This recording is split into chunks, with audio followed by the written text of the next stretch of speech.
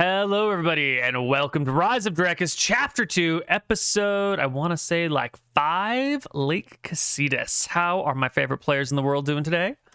Good. How's our favorite DM? Oh, thank you. It's going great. I am so excited for what we have coming up today. It's going to be a fun and easy session where everything goes well, everyone rolls well, and the party lives happily ever after. Copium. Wow. Right? Took huge shots of copium before starting the session. Oh, Holy shit. We do have Nook with us, so what could possibly go wrong? Wait, that's not their name, is it? It's Nook, yes! Nook. Okay, yeah. I thought you said Nook, and I'm like, that doesn't make any sense. Nook. All right, of course. I apologize. No. You should. It was rude to mispronounce his name that way. So where did we leave off, players? What is That's happening? A good question. It's been a minute. Well, Nook had just saved the day by negotiating a great peace with the opposing orcs. The orc guards. The island is entirely safe now that Nook has negotiated the great peace. Yes. There was a very short-lived conversation with some orc guards in this valley right here. Yes, that did happen. But what was the result of this? I guess we should rewind a bit and say I drafted a little bit of a letter, a diplomat's letter, encouraging the leaders of the opposing force in order to meet us at the name of this title drop, Lake Casitas. Casitas. Yes. So we're going to meet with them, and like Neal said, everything is going to go great because they're reasonable beings, and we're reasonable beings. It was such a great letter. So they read the letter and they were like, "Oh my god, this is our chance for peace." And what did the letter say? Broad strokes. In short,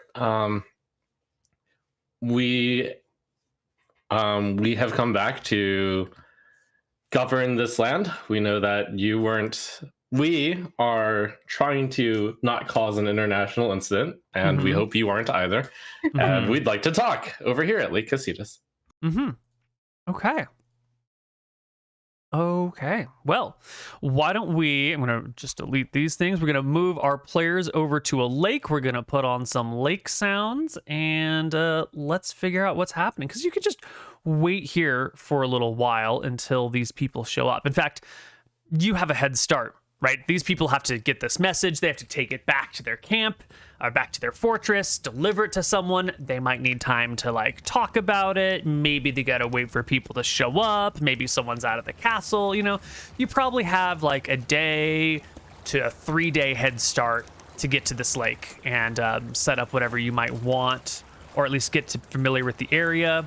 This is a little clip corner of the lake that we could use. And you're gonna be here, and you've got days or a day to wait. What's the plan? What's the conversation happening around the lakeside? Maybe actually gazing out at the lake instead of gazing towards from whence you came. What are we looking at? I'll look at the lake, I guess. I'll say to Vincent, there is a chance they're not going to show up at all. There is a chance for a lot of different outcomes, I say as I gaze out onto the lake alongside Elain, but I am hopeful that today will be the day that our two forces come to a great agreement. Or soon. Not today, but soon. Krob will probably want to be the whole time she's on edge, and she's kind of patrolling the forest. She hears a twig snap and she's goes to check it out, make sure that she's not getting ambushed with the group. All right, so you're back over here keeping an eye out, making sure that there's no trouble coming up. Perfect. Yeah. Okay. And what are we doing with Nook? He's just chilling, hanging out. Yep, he's one of us. Yeah. Chilling. Okay. All right. Well, time can pass, and if there are no plans, we can just say you've got your supplies and you find a place to make a camp and you just wait. I don't think we're going to ambush them. I don't think that's the move No. we're making here. I think the best thing is to be like on the defense. I will be trying very hard to anticipate if they're gonna come and try and like fuck us up. We could try to at least have a walk around the lake though to see if this area is actually safe, or if we're just waiting for 2 days to be ambushed by some lake monster. You know, that would make sense. Yeah. So I think we should at least secure the area, have a walk around the lake, see if we found any signs of, you know, monsters around here or anything that could trouble us in the next 2 days. You do find some signs of disturbances. There is, leading into the lake are a great many little streams and rivers and creeks. And one of these creeks, how do you say? Like, it leads into the lake as you would normally expect, but the ground around, like, maybe a couple 100 feet off of the lake going up the creek has signs of recent disturbances, has signs of recent mass flooding where all of the ground is sort of pulled and washed in one direction, and there's like lines where rocks were pulled or pushed by large waves or rolled by a large force of water into the lake. And it seems very unusual to have like a 200-foot section of small creek that has clearly been overtaken by some sort of like storm or flood that occurred there. That's a little unusual. I don't know if you care enough about that. Maybe that's just a local anomaly. Anomaly, that's the word. The other things that you're gonna notice around here is that the far side of the lake, it's kind of a big lake. It takes more or less a day to walk all the way around it. The far side of the lake seems to have some pretty serious fire damage to it. Like in recent history, last year maybe, some sort of firestorm raged around the far side of the lake, burning out trees, but then didn't wrap around it. Again, it's like a pretty small contained area, maybe 300 feet across the backside of the lake, and then going away from it and sort of up the hills, but not all the way up the hill. Like the fire started maybe halfway between the lakes and the hills, and then burned to the lake and burned halfway up the hill, and then just sort of stopped. Some strange geography, but this is a new land in the process of being created, so maybe this is just par for the course. There are large boulders strewn about. You can kind of see trails of destruction where rocks probably rolled off of the mountains and down the hills and sort of landed not quite near the lake, but a few 100 feet away, maybe 1,000 feet away. So there's signs of recent disturbance, but you don't see any outward monsters or dangerous wild creatures yet. At least not in this first day. Krob would ask Nook, like, he's a goblin, right? Yeah, he's a goblin. You, goblin. Oh, please don't hurt me. Please. I'm free now. Shh. Listen, I'm going to ask you a question, and you better answer truthfully. Yes, master. All right. And I'm going to show him the ocean weird wavy thing first. Yes. What did this? How did this get like this? What do you think? Have you seen it? Do you know about it? I don't know. Tell me. What did it?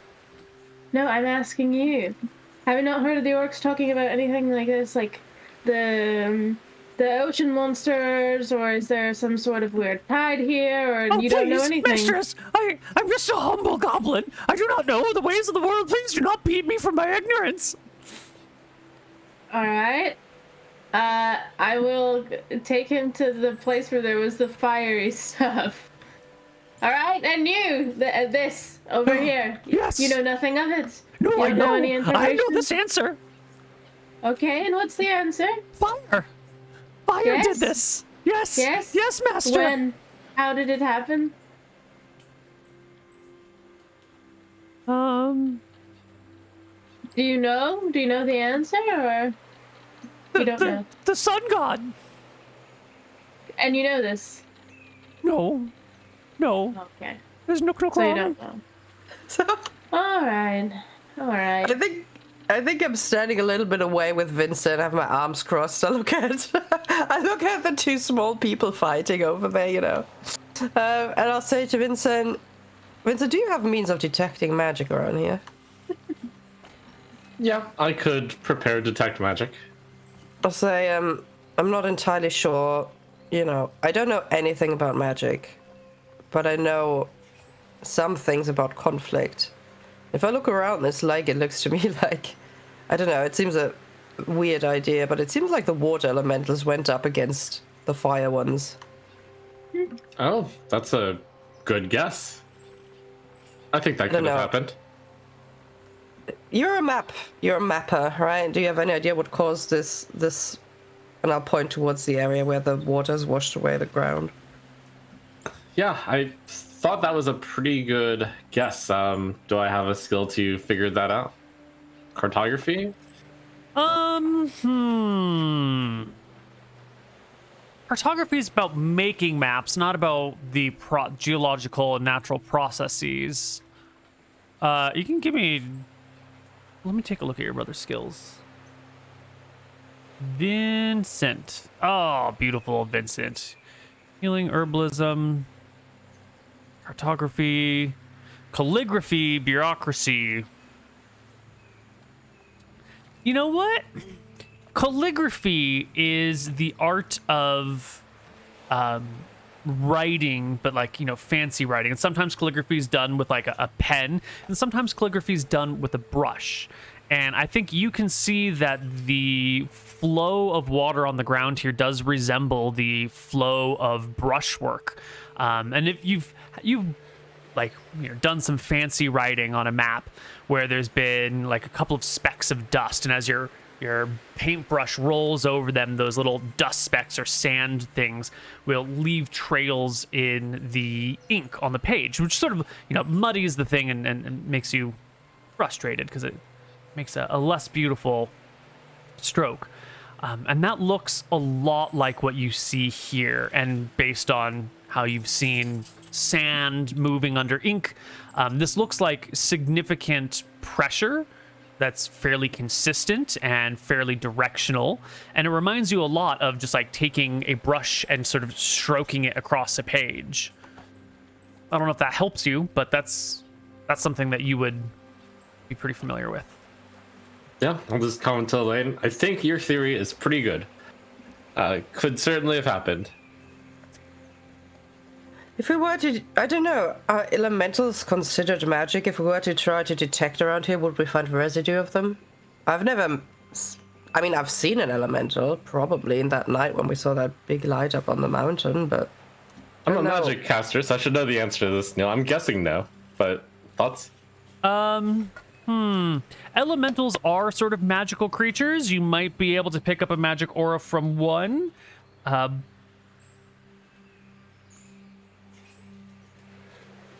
If it was like right in front of you and you cast a detect magic spell, you might be able to. I don't think you've ever met an elemental before. We saw one. There was a fire elemental in the mountain area. Yeah, but you've never experimented on any of these things. I think that's one of those, like, either it's a living creature and therefore it's sort of non-magical, or it is like an interplanar creature, which means it might have some sort of conjuration magic still around it, or it has arrived through natural means and wasn't conjured into this world, and so it wouldn't have any magical aura. It's more of like the method in which it came here might leave some residue around it.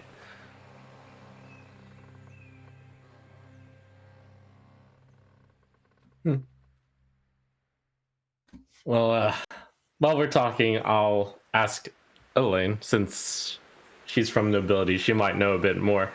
Do you know anything about the Kingdom of Solemn? Oof. I mean, yeah, a few things. What do you want to know? Mostly what they would care about this place about. I think we have the general idea, but if you happen to know more, maybe we can negotiate better.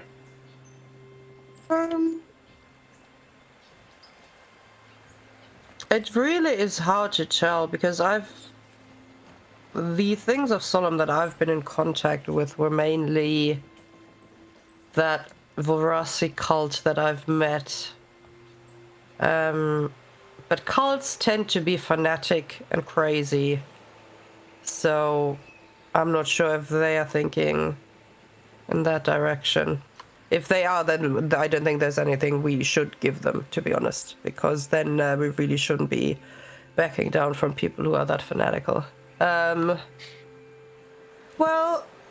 judging by the boxes that we found, right, that were locked in the fort, I would say they are just out to expand, find valuable resources, and send them back to the homeland. It doesn't seem to me like they are particularly interested in finding out more about this area we're in, at least. Maybe there's a certain place they are exploring, but it's not the beach and it's not around Santa Barbara, that's for sure. I mean, they pretty much just use the villages there, but they're not exploring around there. You know, they didn't make it their base and explore from there, so their interest must lie further northwards. And in that jungle, because you could have landed all the way up north, right, on the other beach, but they didn't do that. They landed here and then went to that old fortress. So my guess would be powerful magic, since that an old fortress popping up in the jungle must be very magical and very mysterious, but I don't know about magics. And then a more practical approach, which is like bringing back possible resources for expansion, sustainability, whatever they are trying to do. At some point, I'm going to come back with the goblin and return Nook Nook back to his caretaker, and say, I asked him about the water and the fire, and doesn't know anything. I'm so sorry. I'm so sorry to have failed you. Please don't beat Nook Nook. I just ignore him, and I send him off to be with the goblin lover. A good word. Good Yeah. friend. The goblin lover. Okay, I'll just look at the lake and I'll say, you know, Vincent, I'll leave it up to you. If you have any further interest in exploring this and you want to, you know, find out what the basis for all this is and where the elementals come from, I will support you in your research. I have no means to tell you more about elementals or know more about them or fight them for that matter. But I do understand that this island is a great mystery to all of us. Yeah, I think it is fine for us to just wait and hope that no elementals stumble upon us. Right, then let's make camp maybe on the other side of the lake, wherever this water is not, you know, just on the opposite side, maybe. Yeah. So if we're gonna take a quick look at the regional map, as soon as it loads, I will drag us to the area. Here we go. So our party sort of entered from this direction. The water stuff is over here on the north side. The fire stuff is here on the far east side. I was imagining the party would camp on the west side because that's where you came from and where you expect the Solemnese to arrive. Is that how you want to do things, or do you want to be somewhere else? Where's the water, the weird water? North side. Like here? Yeah. Like right around here is where the weird water Oh, was. that's fine. We really can't be staying here anyways. I don't know what this area looks like. This is a little fine. coast. This is Perfect. Perfect. Okay. So, a few days pass while you wait for them to show. How many is a few? I think you got here on the evening of the 10th, and the 11th passes as expected. The 12th passes as expected. The 13th is actually one of the high holidays. It's the holiday known as Jubilee. There's normally a festival where people dress up in elaborate costumes and paint their faces or wear masks and play like party games of skill and balance and archery. And, you know, you sort of make and sell art. Everyone eats and drinks. It's like a big, you know, summer festival sort of thing. Yeah. It's the high holiday for the goddess of appearances. Music is way too intense. For the goddesses of appearances, the goddess of passion, the goddess of art, the god of hunting, the god of war, the god of crafting, the god of trade, luck, and joy. You know, they all share this high holiday called Jubilee. And that is today, August 13th, which is a Saturday.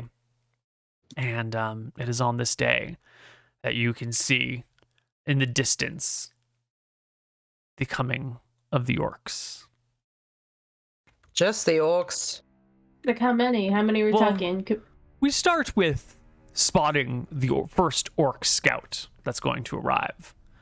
You know, they're not showing up in a marching column without any advance notice, but you're hanging out by the lake, and then you see a singular orc dressed as the other ones were in their armor with their weapons, coming to a bit of a hill that leads down towards the lake, shading their eyes against the light, because the orcs tend to be fairly nocturnal creatures, and they're traveling here during the day, which must mean something. Observing, and then they'll disappear for a moment. So you know that at least one orc scout has found your location. The orc scout, I saw him. Did you see him? I did. Let's hope Vincent's plan pans out the way he hopes to. Should I go and try to keep a lookout and report back if I see something amiss? I don't... Crumb, if this goes bad, we all die here together. There's no more scouting for this one. It doesn't matter. If they want to kill us here, they can kill us here. Well, Alright. we have a small chance of escaping if they do come. I tried to gauge how the wind is blowing today. That's a great... The wind blows out this canyon during the... You've been here for a while, so you know that during the day, this little cul-de-sac within the mountains, I should show chat what I'm talking about. This little cul-de-sac within the mountains heats up and the winds blow out this channel.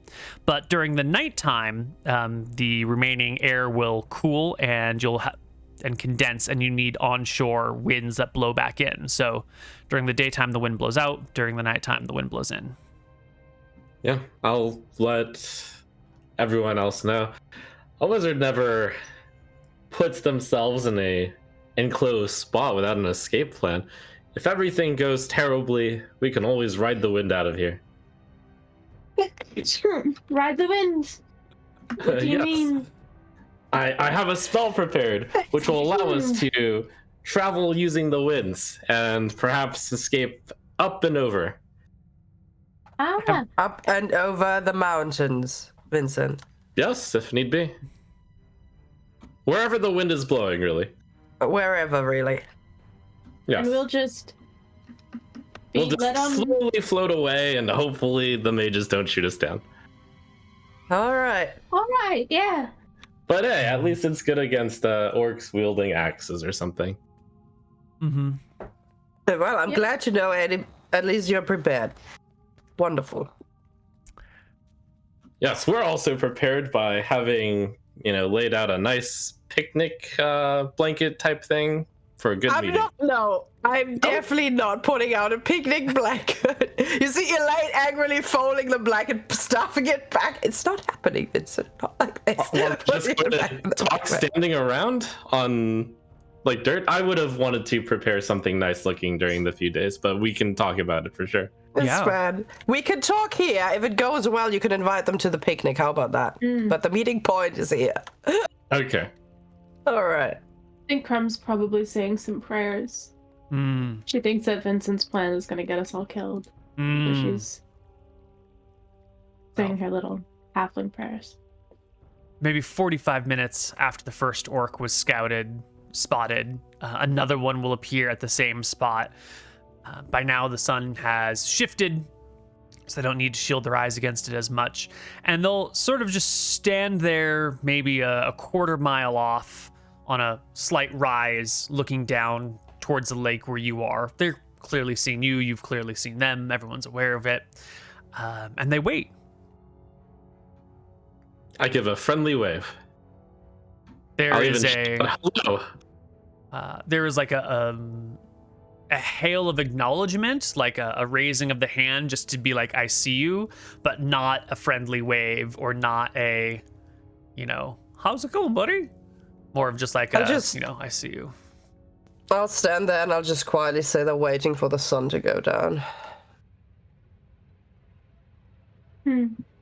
Is that a bad omen? Is that the case? Are we in the afternoon? Yeah, it is in the afternoon by now. It'll be very awkward if they just stand there for several hours. I'm cautiously optimistic that they're just scouting ahead instead of waiting for the night. Well, they can do both, at the same time. If 2 more hours pass, then we can start getting suspicious. But for now, I am cautiously optimistic that is not the case. Alright. Then you will stay cautiously optimistic, and I will stay slightly suspicious for the next 2 hours. If the sun begins to go down, and they are waiting for night, do we still attempt to parlay with them at night? Well, we'll get to that if that's the case in 2 hours. All right.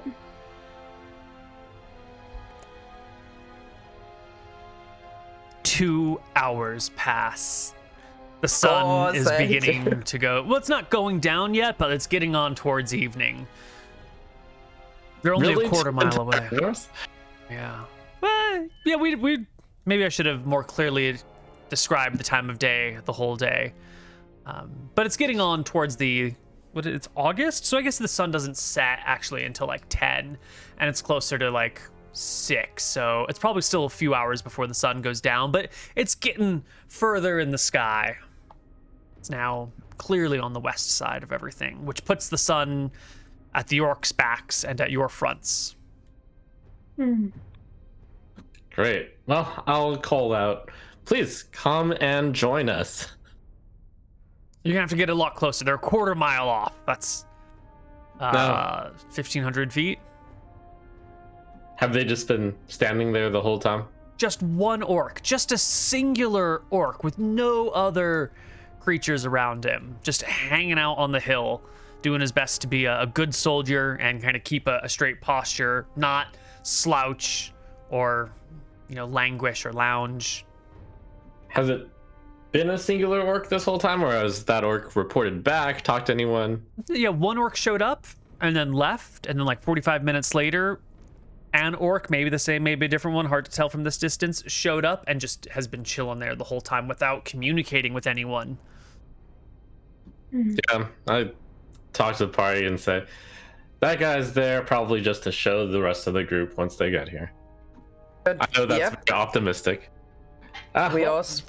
We'll also see how big the group is once the group arrives. Yes, I would hope that they kept their party to a small size as we requested. And what if we see them coming and it's a huge ambush? We're better just to run. That would probably be where we ride the wind then. Yes, and you can take all of us in this wind, even the fucking goblin. I will very quietly take you aside and say, I can bring 4 of us. I got it. Yep. Goodness, all right. Well, as the hours continue to trickle by, and as we get onto like proper evening, where it's not dark, but the sky is beginning to dim and the aggressive sunshine is muted. You can see the orc turns behind him for the first time in a long time and then turns back to you, and shortly thereafter appear 4 more orcs. One of them has a very different posture than the others and different equipment. One of them is clearly an orcish leader of some kind. And 4 regular mundane orcs. That's good. Not coming in with a whole army. That is good. I will shout. I guess you said they're too far away, right? They can't hear us from here. Yeah. Yeah. Never mind then. I'll keep that for later. Well, we do another friendly wave. I do a friendly wave. Yes. I just wait. I try and observe them best I can. Are they talking while they're coming? I don't think they're coming yet. They're just standing. Are they talking? They are. There's a little bit of communication between them, but not like a casual, we're just like strolling and having a good time chat. More of like a, you know, someone will point to something and say something, and others will churn, and then they'll kind of refocus. Like, watch to the left. And then the lot of them will start coming down the hill towards us. And How many are we talking? we're talking 5 orcs. 5 orcs. 5 orcs, no humans. Wonderful. Mm-hmm. This is gonna go Hi. great. Fantastic. Could be worse. Yeah, I talked to the party. I'm surprised they sent probably their lead muscle person to negotiate. We were talking about one of those orc leaders, Gnorsha, I think. No. Wait. Mock Tharok or something.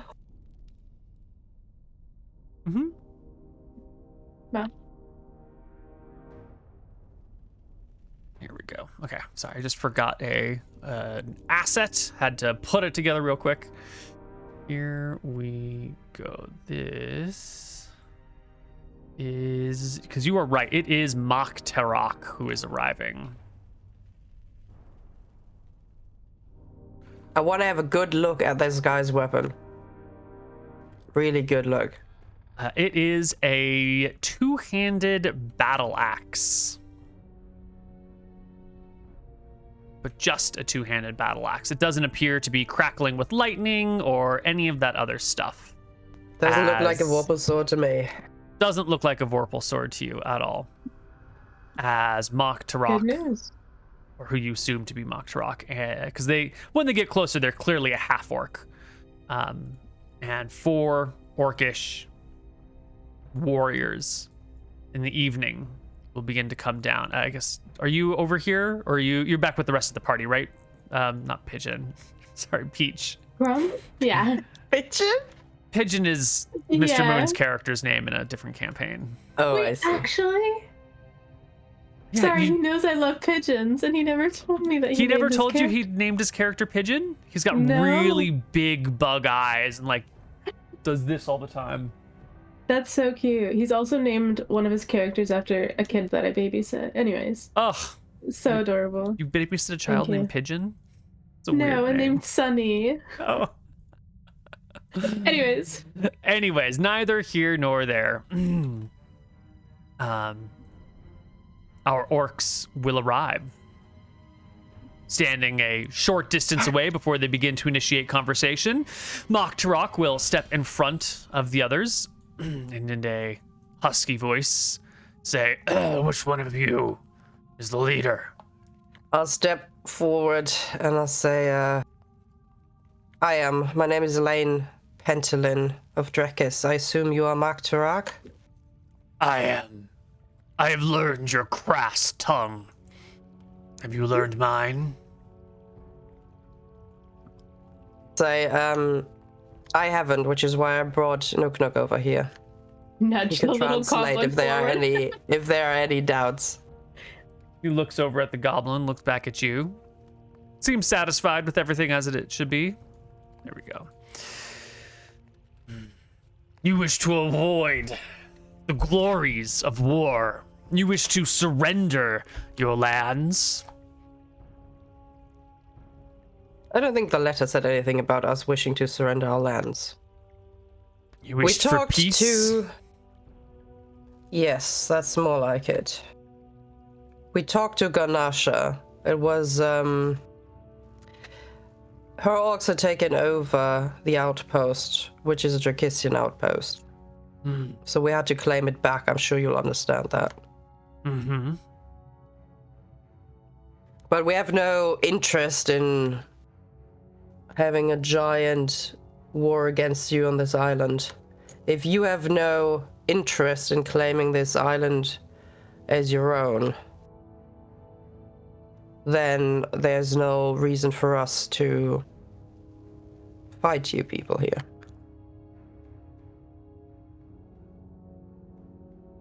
And if I do have an interest in claiming this land and its treasures for my own, well, then maybe we should talk about what your reason is for claiming it and whether we can figure a way out how we, both our sides, can get out of this satisfied. untold precious resources, raw magics, lands that are fertile, ripe with food, fertile soils, animals, game. A new section of Earth for the Empire.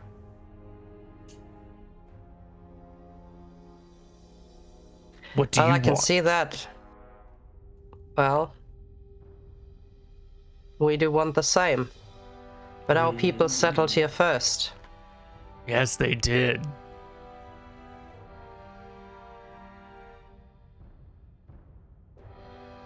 We are happy to relieve you of your lands if you do not wish to run away. We have no wish of running away, I'll say.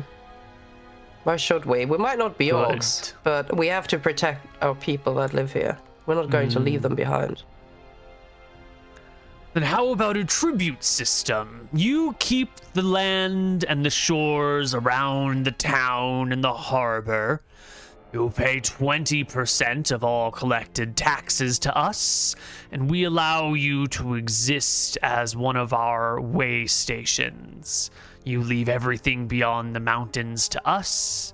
We leave everything between the mountains and the sea to you.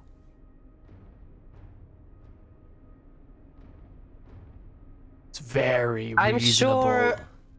I'm sure you people have very limited resources, otherwise you would have already explored the entire island and have more of a post than just that rotting castle somewhere in the jungle. So let's be realistic about this one, shall we? You're taking a very long time to exploring all these things and finding all those treasures that you're speaking of. You're clearly overwhelmed with the few amount of people you have there. So asking 20% of us to go on with your little adventure that clearly is not as productive as you wished for it, you know, is not really a good deal, is it? If all that existed in my empire was my axe and my men, and all that existed in yours was your sword and your men, I would agree. But that is not the extent. I am backed by the great and powerful army of Rossi, backed by the goddess of death herself. You? Your nation? Your people? Not even a full island? We outnumber you 1,000 to 1. You're not making a deal against me and my men. You're making a deal against the might of the goddess of death and destruction herself. You could kill us, but we would come back. I understand that, but you've been on this island for a while, and if the goddess of death and destruction and her entire army would have wanted to take this island in a storm, they could have, but clearly it's not a priority. You're not a priority to your people. Neither am I. Let's be real.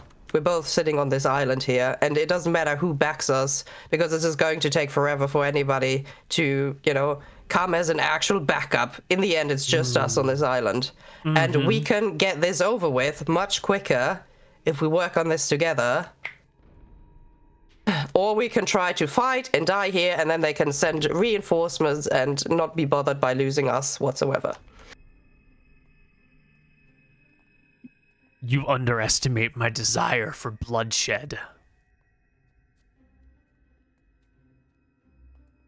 I don't think I do. I feel like orcs have a very great desire to prove themselves and for bloodshed. I feel like that is your way to achieve honor and a way of you to prove yourself in life, and then I guess at some point you die, and what all that matters to you seems to be achieving great honor until then.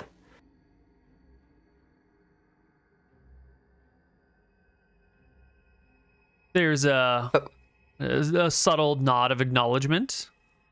I'll say, I can acknowledge who you are right? But sometimes who we are doesn't matter in situations. You are not here because you're an orc. You're here because you have a role to play. You have a job. You have a position, right? So sometimes our personal interests and what we want as a person doesn't matter as much as the role we fulfill for the Empire. And clearly your Empire has great trust in you, otherwise they wouldn't have sent you here in a leadership position. So I think you do have an interest in proving yourself and, you know, being honorable and slaughtering people. But I also believe you have an interest in fulfilling your role as best as you can, no? Otherwise you wouldn't have taken that job. You would be out there as a headhunter or something like that.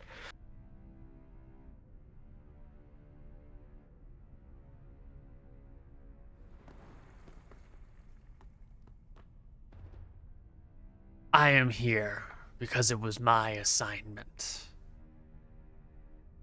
And I am not going to hand over the lands that I have conquered, that my brethren have spilled blood for, to the first red-haired human to walk my way. They're not going to take these lands without a fight. Unless you submit. Acknowledge us as the true rulers of this place. Pay your tribute in good faith, and we will let you live.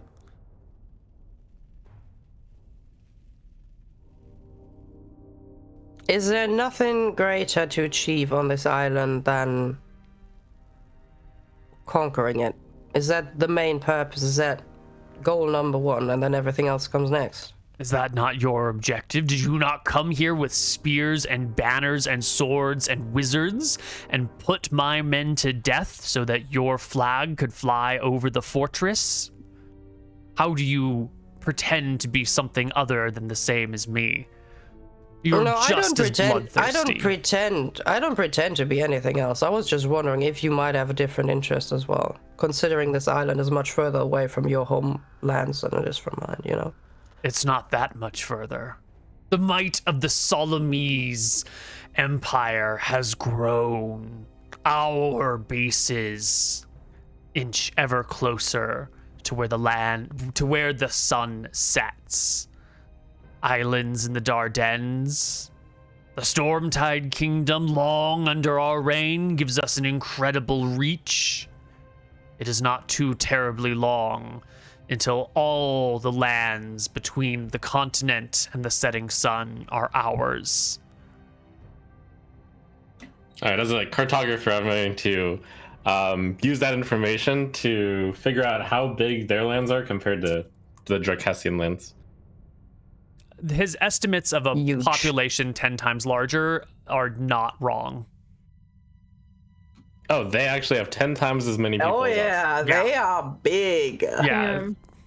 Oh, and angry. But you would know that the main kingdom, the heart of their kingdom, is like a multi-month journey by boat. It's sort of similar to the distance between Europe and the United States. It's a long boat voyage, and they're claiming that they've got like some nearby islands like the Bahamas or like the southern tip of Florida or something with outposts on it. So they do have a much, much bigger empire, but it is pretty far away.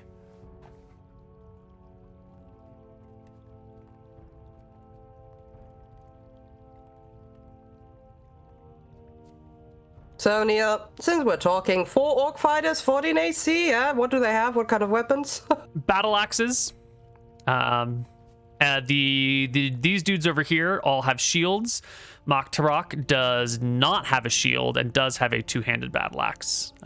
They all have helmets and like some pauldron armor with some furs over them, which will give them AC 13, and then the shields, small shields without a shield proficiency, bring it to 14.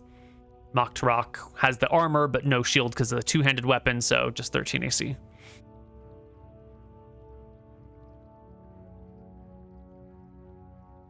I'll look at Vincent and say, Vincent, any words you have?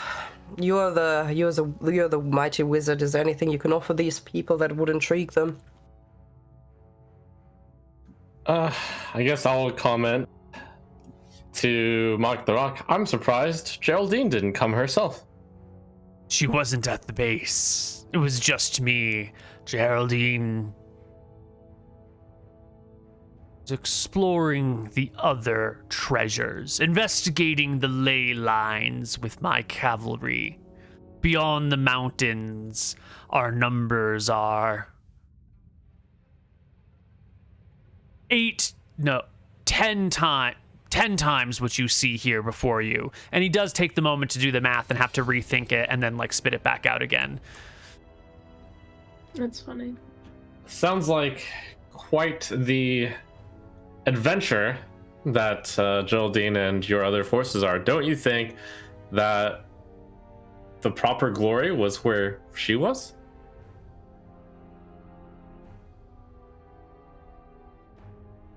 He snarls a little bit. The glory is in the conquest. Looking at scratches on the ground, casting magics to divine the futures, looking for places where portals can be made, or mages can teleport, or sources of magic can be ripped from the earth, is the work of intellectuals. The true strength lies in those who control the ground, who control the blood. And that is me.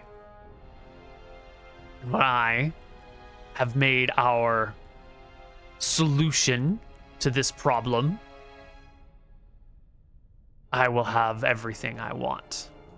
Let her dilly and dally and poke and prod at the heady thoughts of, he kind of spits it out, wizards. If I'm not mistaken, this wizard is your leader, and I don't think you should be talking for her. Oh boy. Decisions are made by those who show up. If she's going to busy herself with silly magical investigations, she abdicates her authority in negotiations. I am here.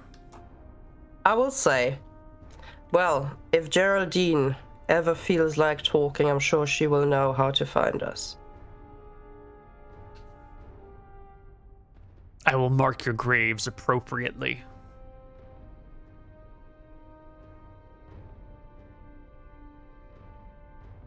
So, how is this nice little small talk going to end now?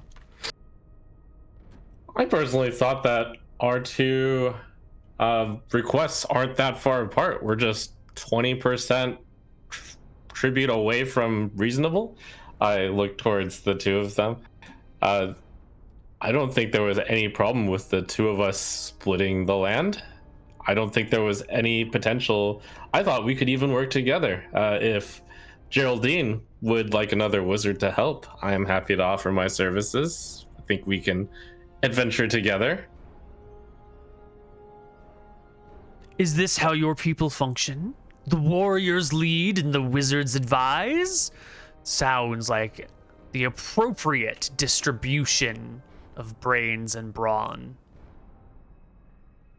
What say you, wizard? Come work with us. Leave these fools behind. I would be happy to split the lands with you. You can run the entire city. You can delve into the magics that lay here. Give us our 20%. We'll make you Lord Campbell the Third.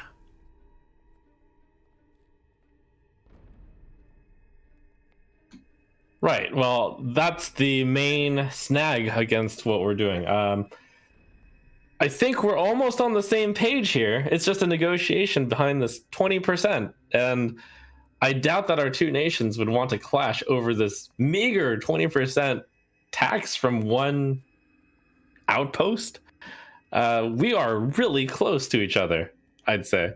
Just don't ask for it, and we can work together. They look at Elain.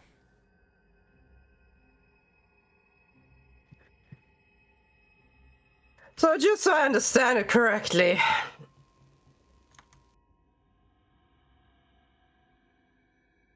Vincent, what are you proposing here?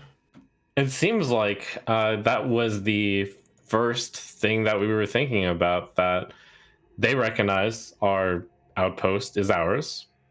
The island itself is fairly large, and they can explore the northern forest if they want. We can as well. But they would be on our land. Our land. Or are you suggesting that we relinquish the right entitled to our land to them? I guess the first thought I'll have is, did Drekis lay claim to the entire island? When Drekis landed here, the island was much, much smaller, and it was just coming out of the ocean, and people showed up and said, like, this is our place, this is our land, this is our city. But since then, like, more island has uncovered. So we're in that international politics realm of, like, what does a claim on a land really mean? There's a lot of gray here. You could make a lot of arguments.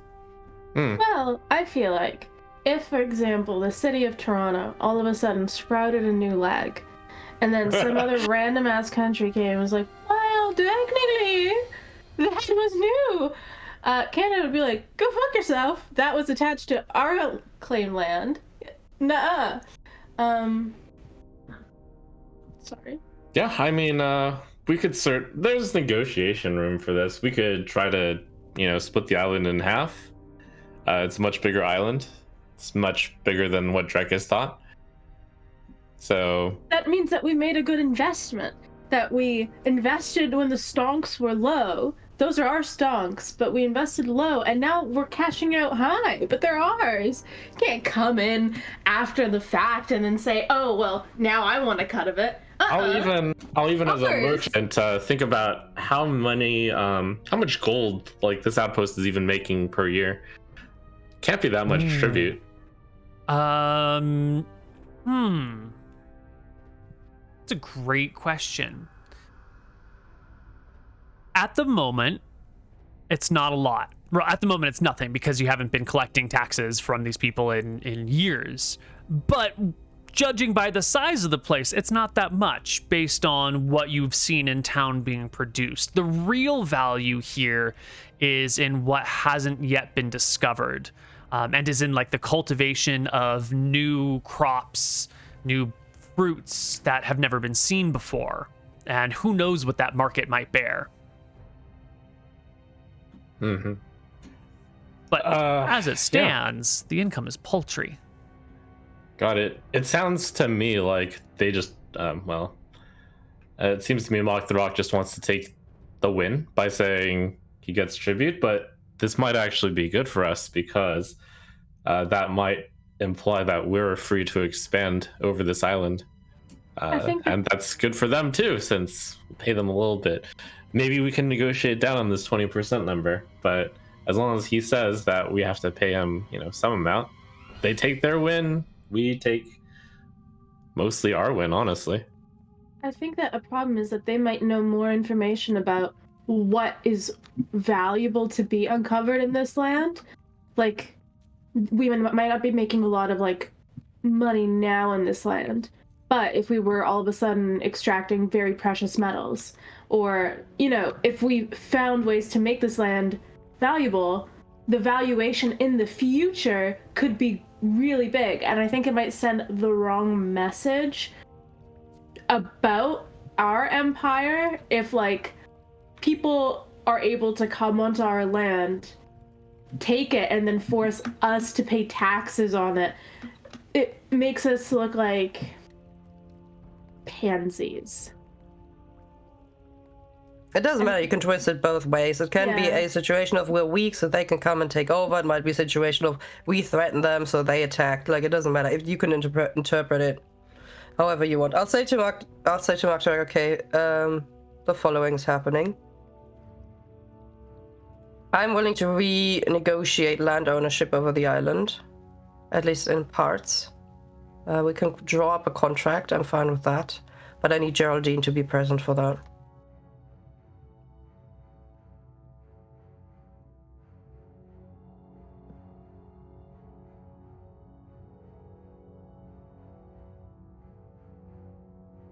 There's like a slow, simmering, seething wrath as you say to his face and to his men that he's not the authority and that you need to speak to the manager who actually has the power. I need to speak to the manager, and if he doesn't like it, then he doesn't like it. Oh, he doesn't like it. But I'll look at him and I'll say, listen, I've fought plenty of men on an open field. I know that anger you're feeling, but we're both representing other people than ourselves, okay? If it was just us in a field and you wanted to duel me, I'd understand. But we're more than just that right now.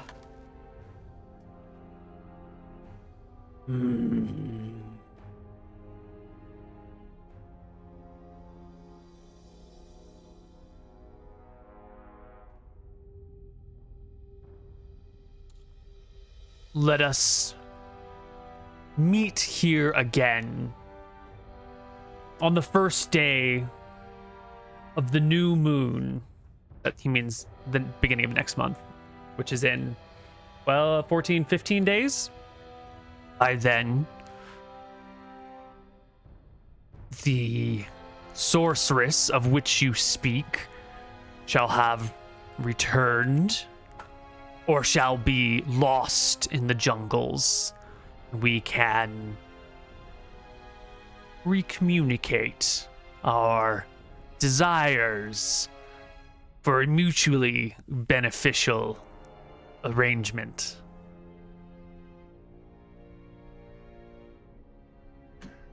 I have an alternate proposal.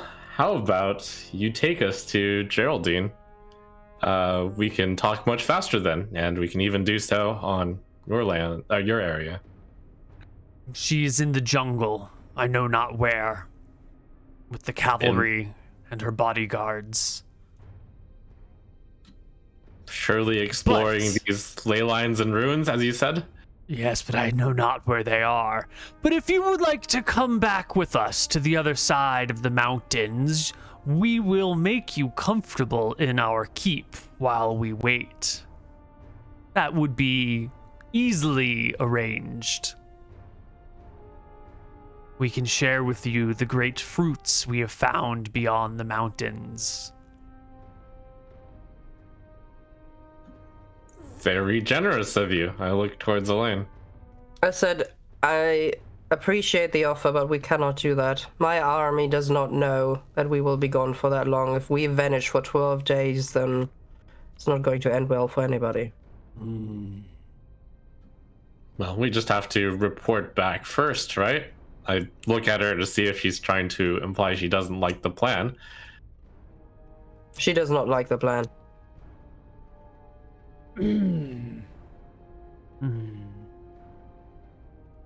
Why don't we take back our goblin slave, and when Geraldine re-arrives, we will send him scurrying your way to let you know we are ready. No, Why? please, masters, no, don't let them take Nook Nook, please. That is a fine idea. I'm okay with that. Yes. Of course. Nook Nook hides behind Vincent's coattails. Vincent? Please, please, they're going to kill me. They're going to torture me. They're going to beat me for information. They'll make me betray you, master. They'll make me tell you everything I've seen, everything I've heard. Please, please. Has Nook Nook even heard anything that would be detrimental to us? I don't think so. Yeah. I've thought about it. I've thought about it. I don't think there's anything that I would be afraid of him. Look, I'm sure that I'm sure that they won't cause an international incident over you. I don't think that he's Don't worry. worth an international incident. Wait, what? The Nook Nook incident. Remember when the war against Solemn started? This is war! If they do anything to you, Nook Nook, the entire nation of Drekis has your back. Really? You would go to war for me? For little me? You're awful for lying to I'll look at the orc. I'll look at the orc and I'll say, swear to me on your honor that Nook Nook will be unharmed when he comes back. What if he tries to run away? What if I'll he say- mouths off to his superiors? I cannot promise you he will behave himself. I think that's fair if he was being disrespectful. You might need to get a little beating. I'll look at him and I'll say, do you really want to risk a deal over such a small thing? Do you? It's a goblin. Unless that's your preferred form of love.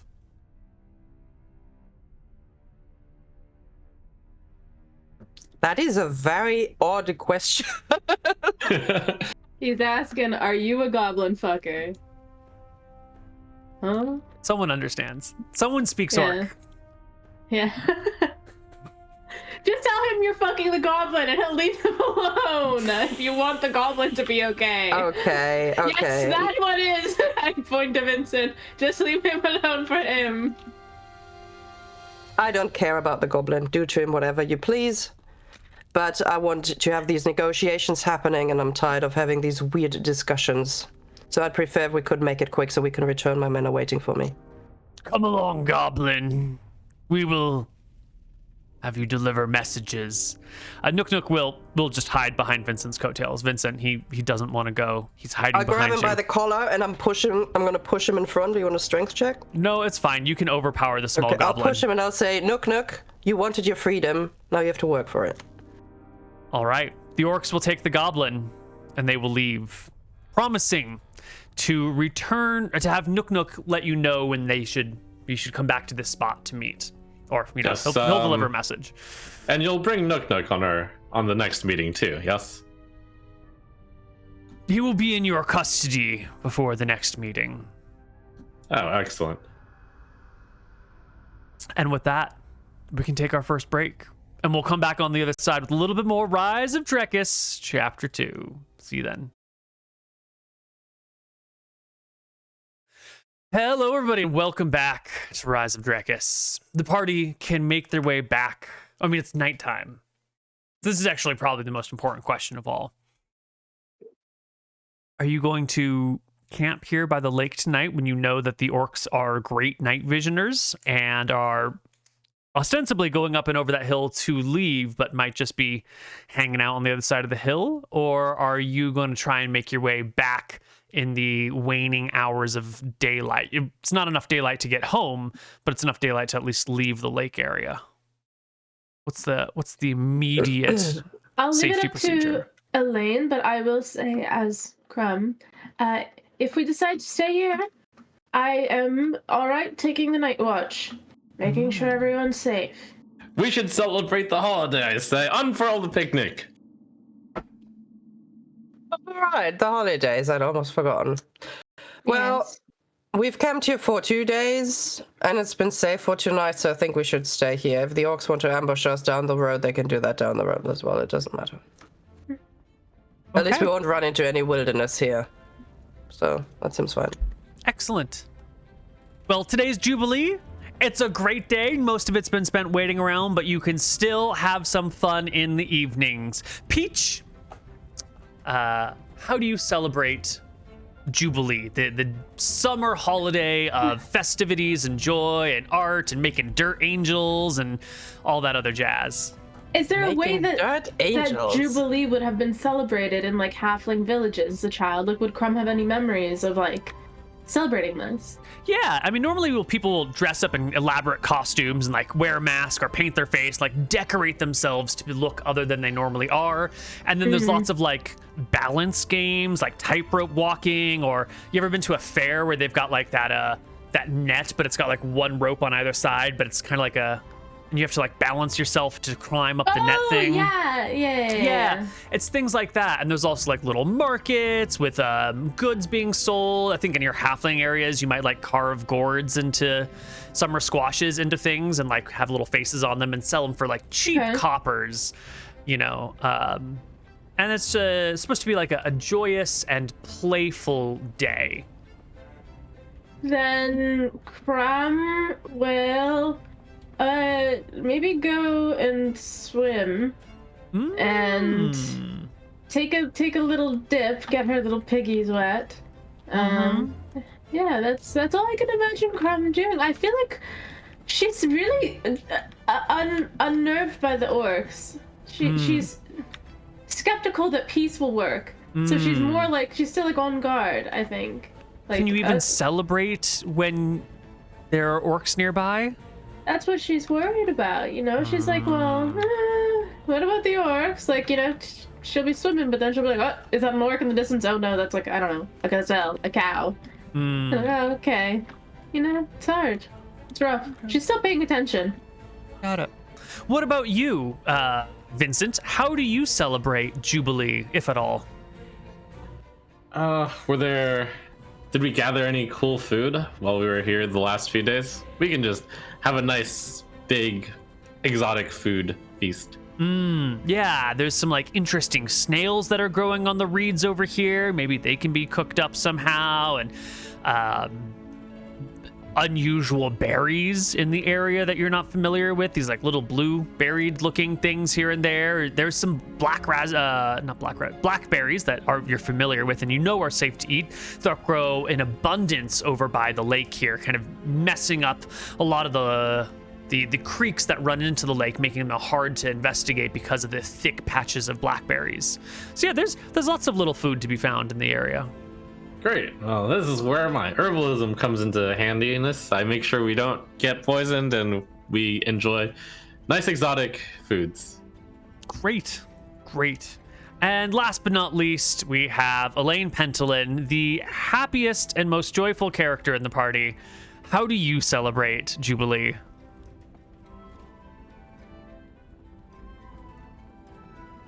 Excellent. Perfect. I don't think I do, to be honest. I don't think Elaine is a joyous, person who feels like setting up a festival right after giving up half of an island to an orc invasion, she's not a very festive person in general. Yeah, I got that. Yeah. How did you feel She's about not sitting by herself, away from everything, like, oh my god, I hate joy or something like that, but she's not going for a swim or picking blackberries. Got it. How did you feel about the orc calling you a human? Did that even register? Was it insulting? I think she Was it felt honorific? No. She felt very good about it, actually. She didn't want to show it, though, which is why she didn't comment on it. But for a moment, it made her very happy. Yeah. Right. It's kind of sad. All right. Yeah. Well, the day will pass, and the next day you can head back, all the way back. Probably actually takes you like a day and a half to get there. So we'll travel on the 14th, and somewhere on the 15th, when Martha, goddess of life and creation, is the highest that she'll ever be in the sky, and when Mathis and Saphia, dual gods of wisdom and knowledge, are beginning to rise, and on the night of the full moon, or the day of the full moon, you will arrive back in SB, Santa Barbara, Outpost Santa Barbara, and all will be well. The town is still functioning. Everyone is still alive. Lord Campbell is residing in his, comfortable estate away from town, and your fortress is intact. It appears that there has been not much of note going on here, although your guards will report that some strange fishermen came out of the sea near the town. And they did have weapons, but they appeared to just be like hunting things on the shore, and then they all returned to the sea. But there are some like land to sea and sea to land, back and forth, weaponized fishmen in the region. Yeah, fishmen. Okay. Have we ever heard of fishmen before? Like, they're a thing, but you've probably never seen one before. It's not like... But this isn't like, what the fuck is a fishman? Like, Yeah. Yeah. It's one of those weird things. If I told you that if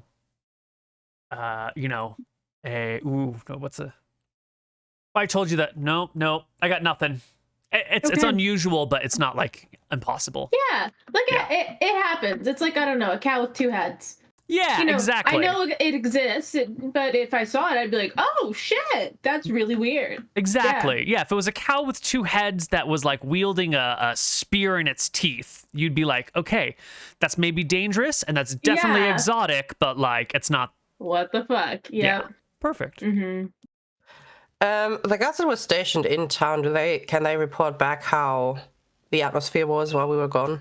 Like, how were they received by the townspeople? Yeah, the townspeople were nervous. They have a history of new-coming people being ultra-violent, but your folks were pretty chill, and so they just kind of went along with their lives in the... you've been gone for about a week, a little bit less than a week. And in that time, everything has just been kind of chugging along very peacefully and normally without any conflict or combat.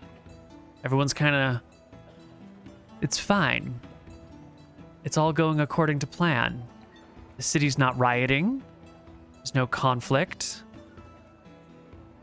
Something's amiss.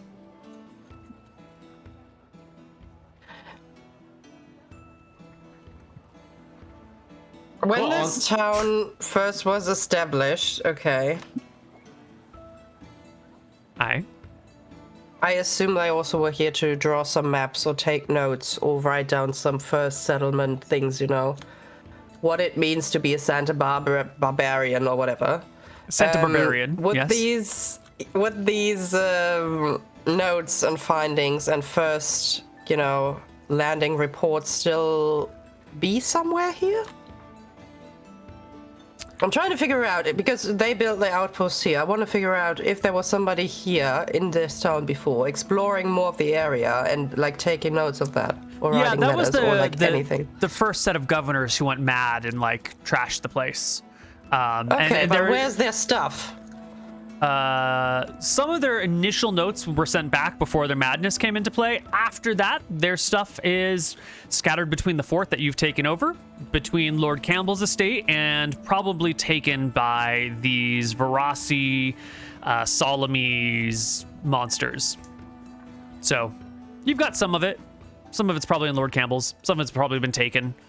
And are in town actually still people who have helped explore the island more? Like, are there rangers or is there anybody like that still in this town? There are not a lot of explorers left in town. The more adventuresome folk were probably the first ones to go when the town was attacked and taken over by these corrupt and violent previous leaders. Anyone who would have had, like, the ability to resist would have resisted and would have been cut down. So what you have left is like a lot of herders, farmers, local craftsmen, fishermen, but not a lot of like, I'm gonna run around. The best you've got for a scout, I mean, is someone who's got some goat herds. Or nobody? So nobody is the answer.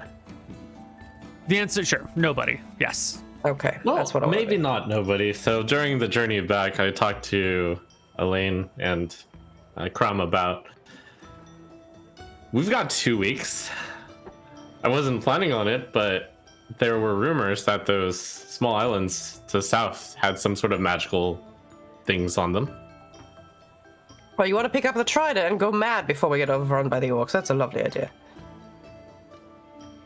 Wouldn't it be nice to make sure that the madness doesn't afflict anyone else? Sorry, what are you saying? Apparently there's some... I forgot that it was a magical trident, but there could be these ley lines on these small islands also. Like, you want to trade information and have something ready for when we meet the other wizard? Is that it?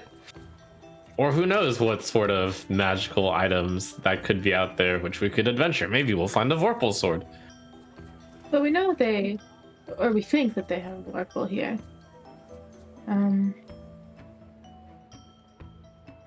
I don't know. I am only the scout. I allow all of the other decisions to be made by our great Elain. Yeah, I shrug. We Can you could give also, us the we could other also map, take 2 please? weeks off. I'm not taking 2 weeks off. What are you talking about? What? Why not? That's also a Okay, great plan. Where supposedly was that cave, Neal, with the disaster trident? Yeah, you know it was on one of these islands over here, but you're not certain which one it is. Maybe if you ask around town, someone might have some information. Probably take a day or two to gather that information up. But somewhere... I mean, Campbell probably knows, if anybody he does, I think. Or is there like a so they don't have boats here, do they? Or do they have fisher boats, or what do they have? No, there are some really small craft that they use in the lagoon nearby just to do a little bit of fishing. The only real ships of significance would be Lord Campbell's yacht and the boat that you brought, which I think you sent back last session with a message for the mainland. So we'll go to Campbell and we'll find the dockmaster who doesn't like us, and we'll take these. I guess we'll take Campbell's ship and the dockmaster to go to the island then. So we have to meet up with Campbell first and figure out if he knows where that legendary, I don't even know where going there, trident is, and hope that there are some ley lines there as well. Will we make that? Is that a possible thing in 2 weeks? It takes like half a day to get to the islands, yeah? Yeah, it takes like Or half a day to get to the islands. All right, well, that's feasible then. Okay. But let's meet up with Campbell. Scrolling. Yes, you can meet up with Lord Campbell. I'm just trident. Perfect. Yes, Lord Campbell will tell you that the trident was found on the west coast of Anacapa Island in a cave. So that would be over here somewhere. And is it still here, or where? Like, what? Oh, no. The trident was taken by the first governors, and then taken by the invading Verasi army. I can't remember which person got it first. I think it was the initial governors grabbed the trident, and yeah. Oh, fantastic. Well, there goes that plan, I guess. Is that all you wanted?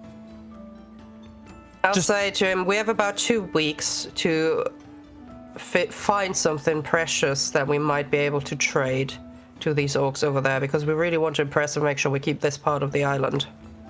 What do you mean, trade to the orcs? Let's say, we'll try to meet up with the leaders and negotiate our peace here. Oh, you're gonna bribe them to leave. Excellent. Yes, good but job. we need something expensive to do that. Oh, something expensive. You know, we could give them Crum's smile. It's glittering like 1,000 diamonds. Yes, I think that they're more like the bloodthirsty kind that want our head on a spike. I was just trying to be nice to you, Crumb. Why you gotta take it so seriously? Y'all gotta relax a little bit. Okay, all right, valuable. No problem. Valuable.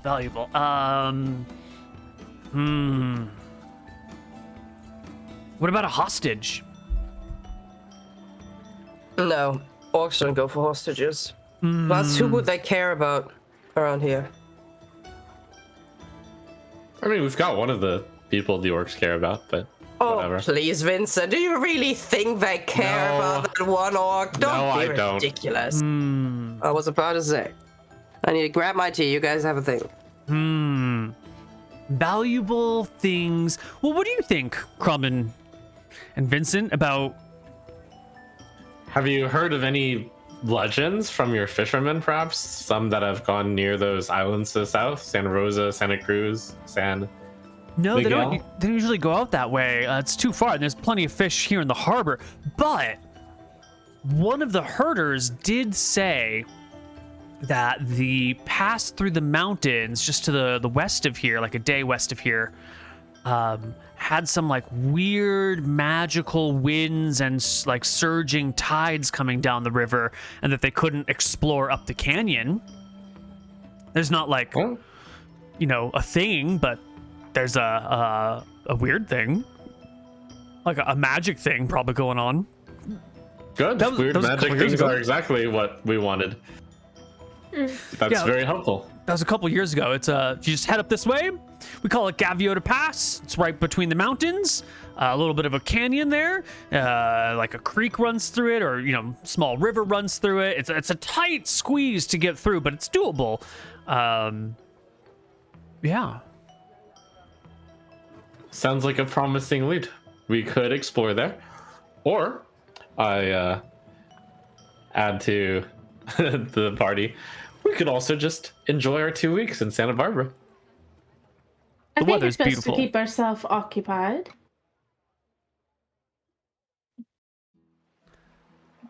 I mean, with what? You guys missed Jubilee. It was great. You should have seen what was going on in the streets. Huge party. Everyone put together some little costumes. We had some floats. There was a parade. Everyone threw seashells out into the area. If you walk down State Street, you'll see that it's crumbled, broken seashells from all the treading on it. It's a good party. Oh, I snapped my fingers. Too bad I missed it. Tacos and tamales for everyone. Provided by the Campbell estate. What's the point of collecting taxes if you're not going to spend it on the people? Am I right? The tacos and tamales, yes. I don't know. Maybe perhaps preparing for the negotiation. Maybe doing research into the wizard. Just preparing. Because if this doesn't work, Vincent, your idea of the peaceful negotiation, it goes to war. And war? Wait, I thought you said that you were just going to pay them off and they were going to leave. yes, if they agree to it. I think they will, but we should do our research, make sure that we're prepared. No, I think the most likely outcome is we're going to split the island. Yeah. So. Wait, what? Can you... Elain will roll her eyes and she'll say, how about you all shut up right now? And I'll look at Camel and I say, I'm the leader here, okay? You lead the village, I lead this mission. If I have something to tell you, I'll let you know. And Yes, then we'll ma'am. leave the room. Goodbye. And then I'll drag the other two out and I'll say, if you two are unable to shut up about what our plans are, then you are both dismissed from this mission. You need to take this seriously. It's not just our lives that are at stake here. So stop yapping. Are we clear? Yes, ma'am.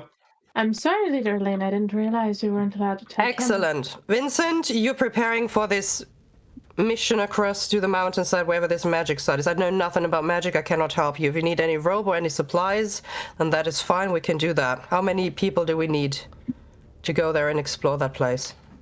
Sounds like one of those things where just us will do.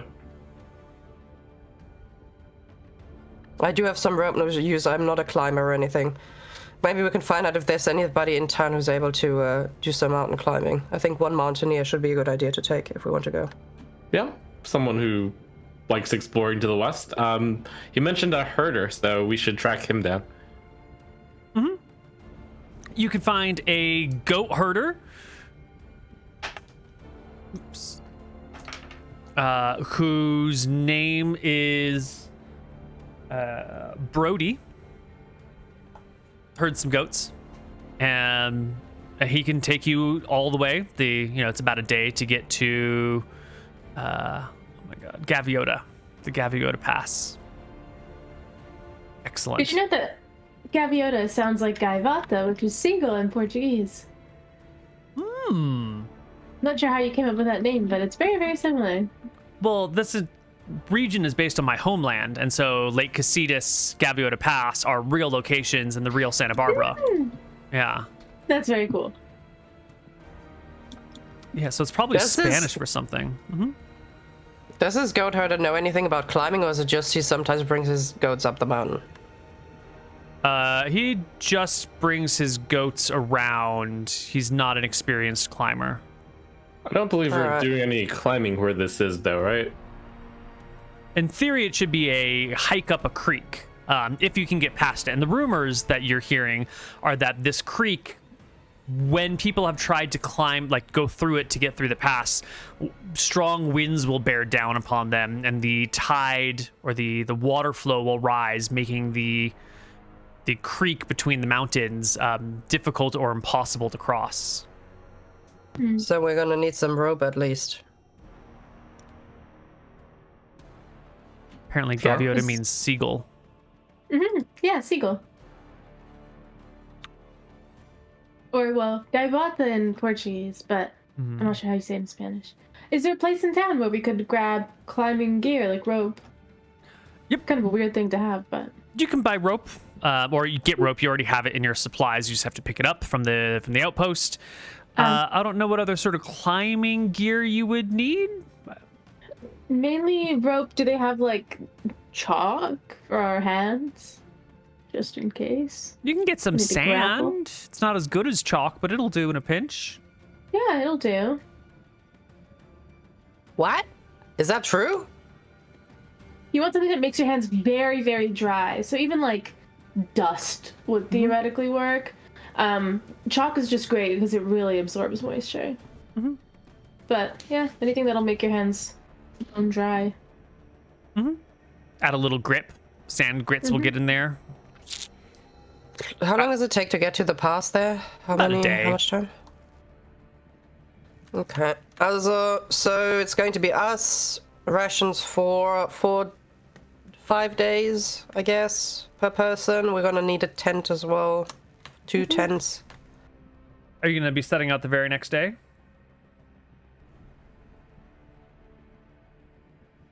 There's No, I don't think so. I think we have to return to the camp and then come back here and the organization. I don't think we can do that in that time frame. Because we're already arriving midday that day, right? Right. So then you'll take 1 day of like organizing, and then you'll head out the following And informing day. Willa about everything, and then we head out the following day. Okay, perfect. To Gaviota. And we will arrive at Gaviota. Perfect. Okay, so it's going to be the 4 of you plus the goat herder who knows the way. You've got some rope, you've got some sand, and Maybe it's an a hammer and investigation. pittance, if that's possible. Yep, you can pick up a small hammer. You can pick up some, nice nails that will double as pittons because no one's got climbing pittons on hand. So it's an improvised tool. You're going to leave Willa in charge of everything. And we're going to take off. And we're going to go explore Gaviota Pass. Okay.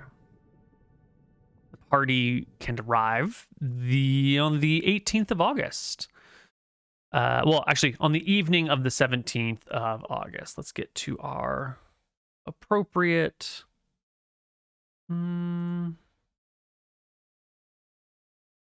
Oh, these are all maybe a little bit too somber, but we're going to try this one.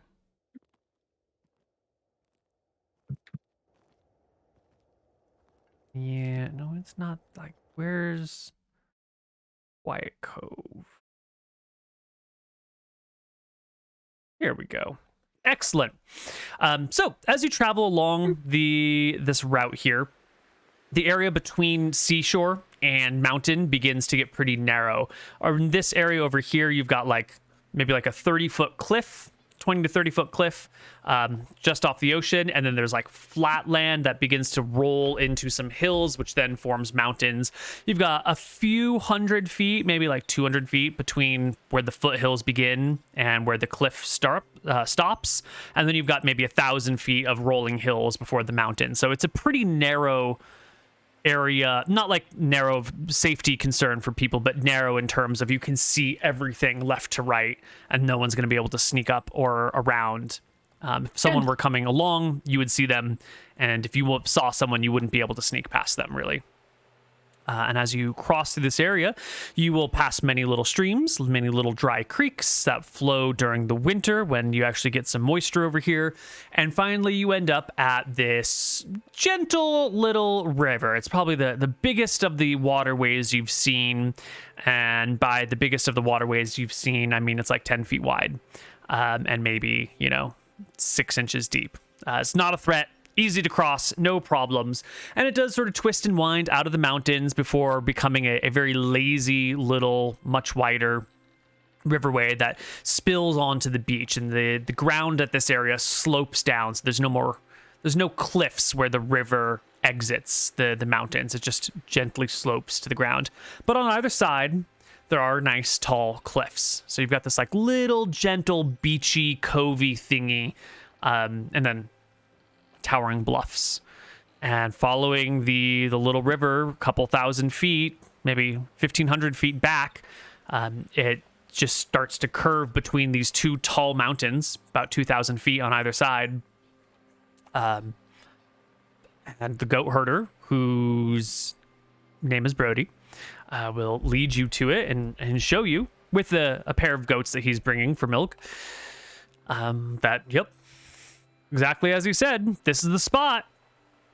And, last time I explored this, maybe, 3 years ago, I started walking up the creek, and all of a sudden, like, these strong winds started blowing out of it.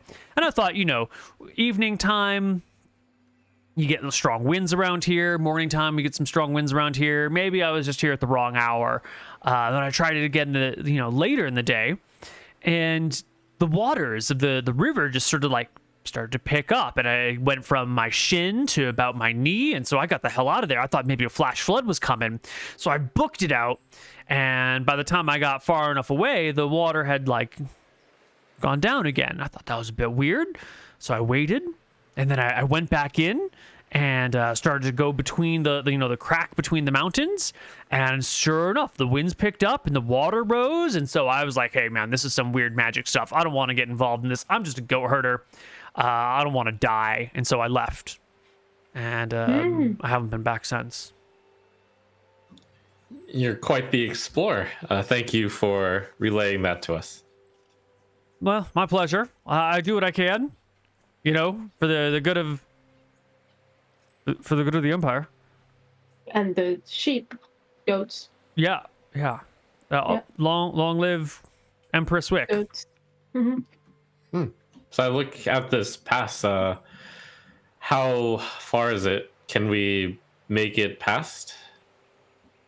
I mean, it's a creek that winds between the mountains in a way that, like, when you're standing in or next to the creek, you can see that it goes towards the mountains, but the mountains like overlap somewhat, and so you would need to actually be in the creek to see beyond. Yeah. Do you have any sort of estimate on how many feet it would be to get across? To get through? To get through, I don't know, 150? Maybe? It depends on what the backside looks like. It should be a pretty short area. Okay. Well, I tell the party, if his legends are true, probably the best way to get through this is to just run straight through. And what happens? Can you wind us out if something bad were to happen? I suspect that it will just blow us back. And if a goat herder could make it through without getting injured, I think we'll be fine. I agree. Does it look like the water's actually come down the mountain at some point? Like, in a way where it would have, tracked stones or rubble with it? No, it doesn't seem to be coming off the sides of the mountains. It just comes through from what lies beyond. Well, let's try it then. Who is going to walk up the creek? Or is everyone, the whole party, hands in hand, going together? I think the plan is for us to all go like ready, set, and then we will all run as fast as we can down the creek. Totally fine Okay. with that. To be clear, creeks are not easy to run on. It's wet and there's rocks in the creeks. So it's not like a nice flat piece of ground that you can sprint, but you can walk up a creek fairly quickly. You just, your footing has to be a little careful because it's slippery rocks in it. It's doable, Right. but it's not a run. Would there be anything you can tie, like, the rope to? Or would you have to hammer in the pittons? You'd have to hammer in some pittons and then tie a rope to that into yourself. And you could string multiple ropes together. Does someone here have a rope use proficiency? Yes. Yep. Then you can string multiple ropes together and get enough rope that, I don't know how much you want, but you want enough that it can go from the piton into the creek, along the creek, and then give you room to get out on the other side, right? So you're going to need a few 100 feet. Okay, but I think we can walk until the wind picks up, right? And then start hammering pittons if we want to. Yeah. I think this is I a think good that's plan. what we should do. Based on what the herder said, it might pick up. So getting a few now and then, as we go along, we should get as far as we can before the wind picks up, drive a few, and then the rest of the journey might be tough, but at least we have the rope. If we start now, we don't have enough rope for all the way up, I don't think. I'm not sure how much rope we have now. But, like, if it's several hundred feet, then we might have to start once the wind picks up a little bit. Okay. So I think we get as far as we can, and then once the wind's tough enough, then we start hammering. Yeah. Okay. We're gonna do this, and we're gonna do this. I'm gonna give you a picture of the area, and you're just gonna have to imagine that there are no cars or freeways here. Soon as it loads. Huzzah. Right. So our characters are on this side. This is the way that you're coming in from the top. Uh-huh. And the creek just, runs here, but between these two mountains. And so it's not that wide. It's like a 10-foot maybe wide section that just runs across, and it's kind of hard to see exactly what's going on here. In the modern era, there's actually a tunnel that they built through and a bridge over the creek. But I don't know, from here to back up the other side, that's what, 250 feet? Maybe 300 feet once you include like all of the elevation change and horizontal change. It should be a pretty easy to navigate little region. So we're gonna go up all the way right to where the wall is, where you have to head down into the creek. We're gonna hammer in a piton into the stone with your hammer and your pittons. We're gonna tie a rope to it, and then that rope is going to then be tied to the party in an order. So you've got like tied to one person, and then 10 feet of rope tied to another, 10 feet of rope tied to another, 10 like that. Sure. Is that what the point of the rope is, to tie it to each other? So if you get washed, I think so, yeah. We want to hold on to that. Is it tied to you all, or are you just holding on to it? What is the purpose of the rope? It's good if it's tied to us, because that means that like we're all more secure in it. But also, if it's tied to us, then if one of us falls, then everyone falls. Yeah, and what is the value of the rope here? Is it just to, if the waters and winds wash you downstream, that you'll be held back by the rope? I think so, yeah. We want, like, to be able to still climb up. I don't think we need to be tied to it. I think we just hold on and try to make it up there. Okay.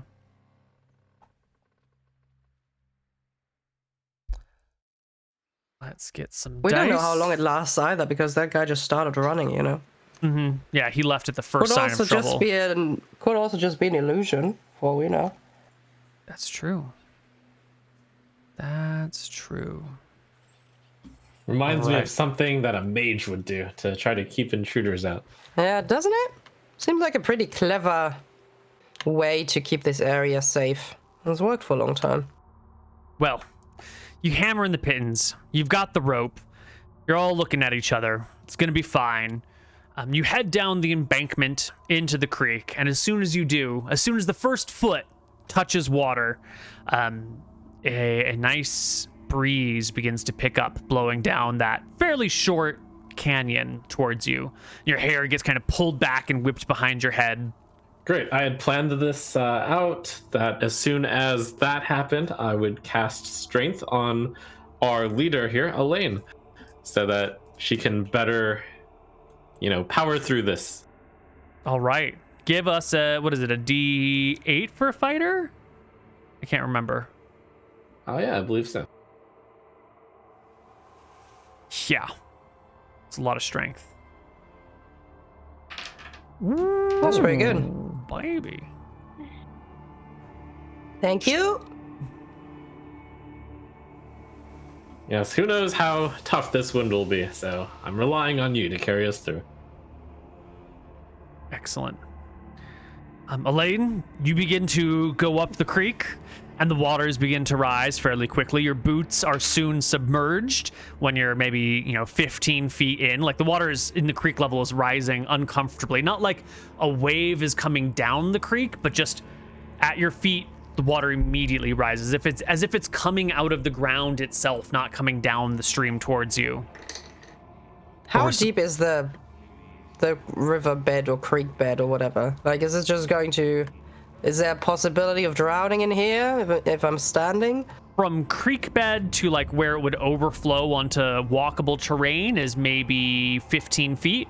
So if all of a sudden the creek filled to its maximum capacity, you would be overhead, yes.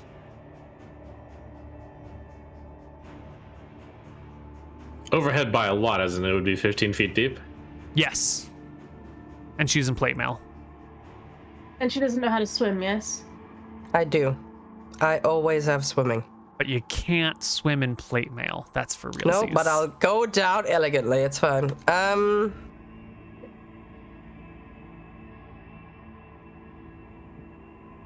We have no idea for how long we need to power through this.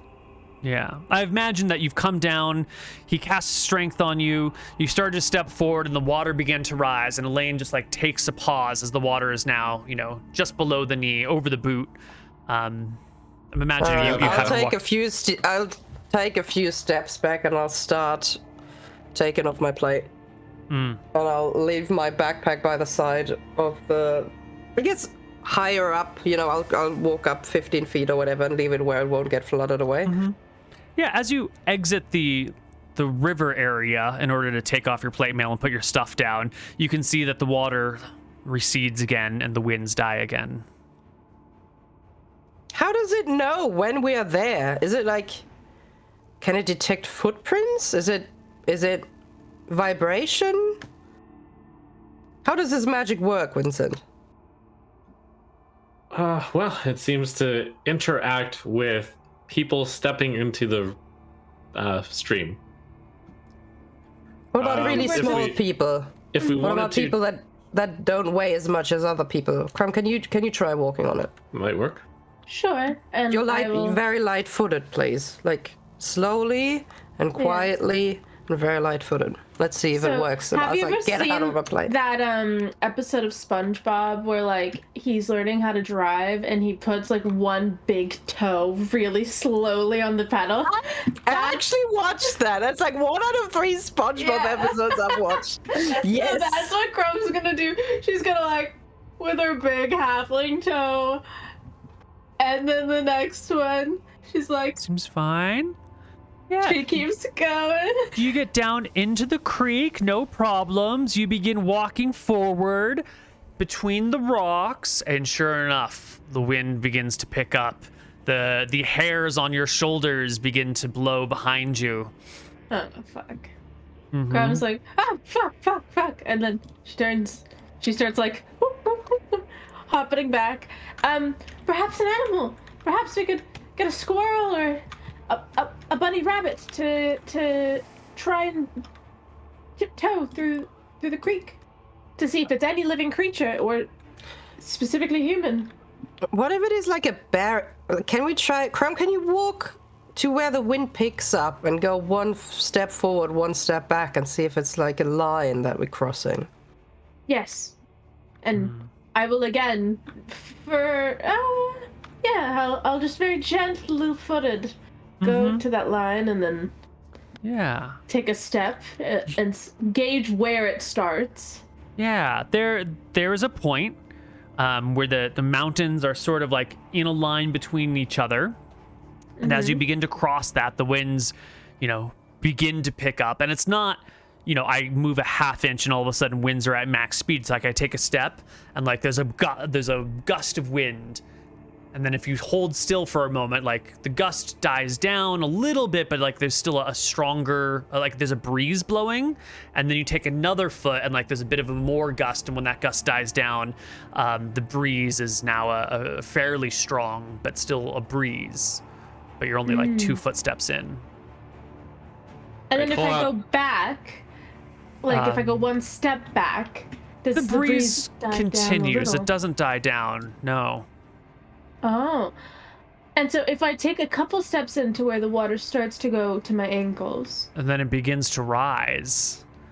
And it starts quickly coming up over your knees because you're just a little halfling. Yeah. All right. And then if I take a couple steps back now to the beginning. Then it's still a strong breeze and the tides are around your knees or your thighs maybe. All right. It seems that once you pass the threshold, as far as you go, it just keeps going, and you have to fully exit it for whatever magics this is to stop. They called to Krob, could you fully exit and then try to not touch the creek and somehow make progress? That would probably require climbing the mountain somewhat. You do have a climb walls proficient thief skill. Yes, I will try to do that, just that, and I will attempt to do that. Let me just get my book before we do any dice rolls so that we're all happily on the same page. Oh, yeah.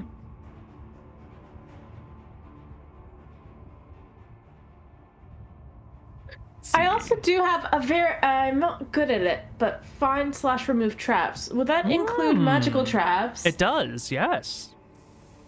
Yeah, I have a 10% chance to roll on it. But before I climb the walls, I will be like, all right, I'm just going to check 1 second. And I'm going to go around looking at the big walls and the stones. I'm going to all right, I'm going to splash the water a little bit, maybe taste it and give it a splash. Give me a splash, give me a splash. Yeah, give me a find remove trap check. Just roll that button. Yeah. No, it's fine. You don't see any traps. It's cool. I don't think it's a trap. Okay, well, Definitely not. Climbing check is going to be made at plus 25% because of these mountains here are not sheer straight up and down. They are sort of slightly angled and slightly sloped, which will give you a 25% bonus on your check. How do I roll with that? You just roll the button and we add the numbers in my brain. Oh, you can do mental math. Jesus. I can do mental math on stream and it's fine. That's fucking crazy. I cannot do math at all. Bam! Excellent, because you had a 90% chance with that. So you scamper up the walls and you begin side by siding, going across, and sure enough, the winds begin to pick up. The water begins to rise, but you're well above the water, Krob, and you shimmy along, and the winds get a lot stronger.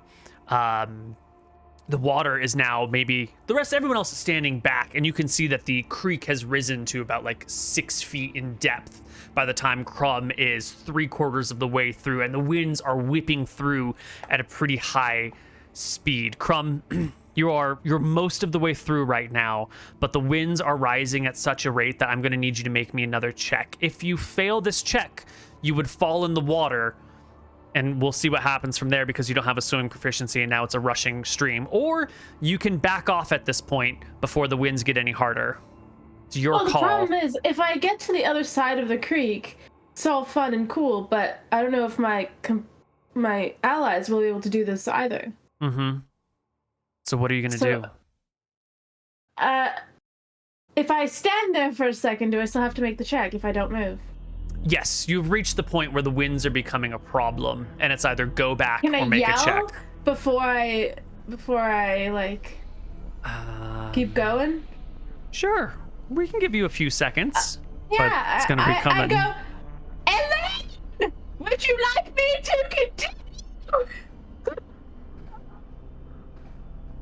I'll just yell from the back, you can do it, Krob! We should have her come back. Then she can pit in some rope so we can all make it across. All right, I'm going. Going which way? Forward or backwards? Forward. I'm most of the way there. Let's go. Another check is a success. You scramble through the ravine, coming out on the other side, where there's a nice flat section. And as you break through the other side, pinning yourself against the wall to keep the winds from, tearing you off, all of a sudden the winds die down and the creek level begins to drop slowly over the next few minutes. And you're on the back side. It's these rolling, gentle hills covered with brown grasses. In the far distance, like the hills kind of slope upward and the creek slopes upward as well, as creeks are wont to do. And way beyond, looking miles up this valley, you can see trees and like a full-fledged jungle. But it's going to be, that's way off and uphill. But the winds are calm. Will you all want to pass now? I don't know if I have any way to make it past that, unlike you, Krob. That looked very difficult. Do you want I'll me put to my hands explore? together. And I'll say, so Vincent, how does that wind spell work again? Ride the wind. Well, it'll allow you to ride the wind in the direction of the wind, so that would push us backwards. Only if us being in the air triggers that spell, trap, whatever it is. Yeah, I wonder. If the wind were to blow from the ocean through this, then we could perhaps ride the wind into it. Any such luck? Is the wind blowing into the jungle today? Not at this hour, but you do know that the winds do change direction at certain times of day. Great. That just might work. Do I stay here, Elaine? I don't think we can. Can we hear her from all the way? Yeah, it's only a few hundred feet. Should I sit up? Also, yeah, have a look. Let me think for a second. And If you enter, come back, see if the wind picks up. Like just one step. See if the wind Yeah. picks up. I'll do that, yeah. All right. You step forward. It seems fine. But you're still on the high ground, and you're like leaning over the ravine. The water's low, only a few inches tall. There's no winds. I just want any kind of like signal that it would go up. Well, the only way you Do can... I have any rope on me? Did I bring some rope? I don't think so. Unless it's on your character sheet, you did not take No. any rope with you.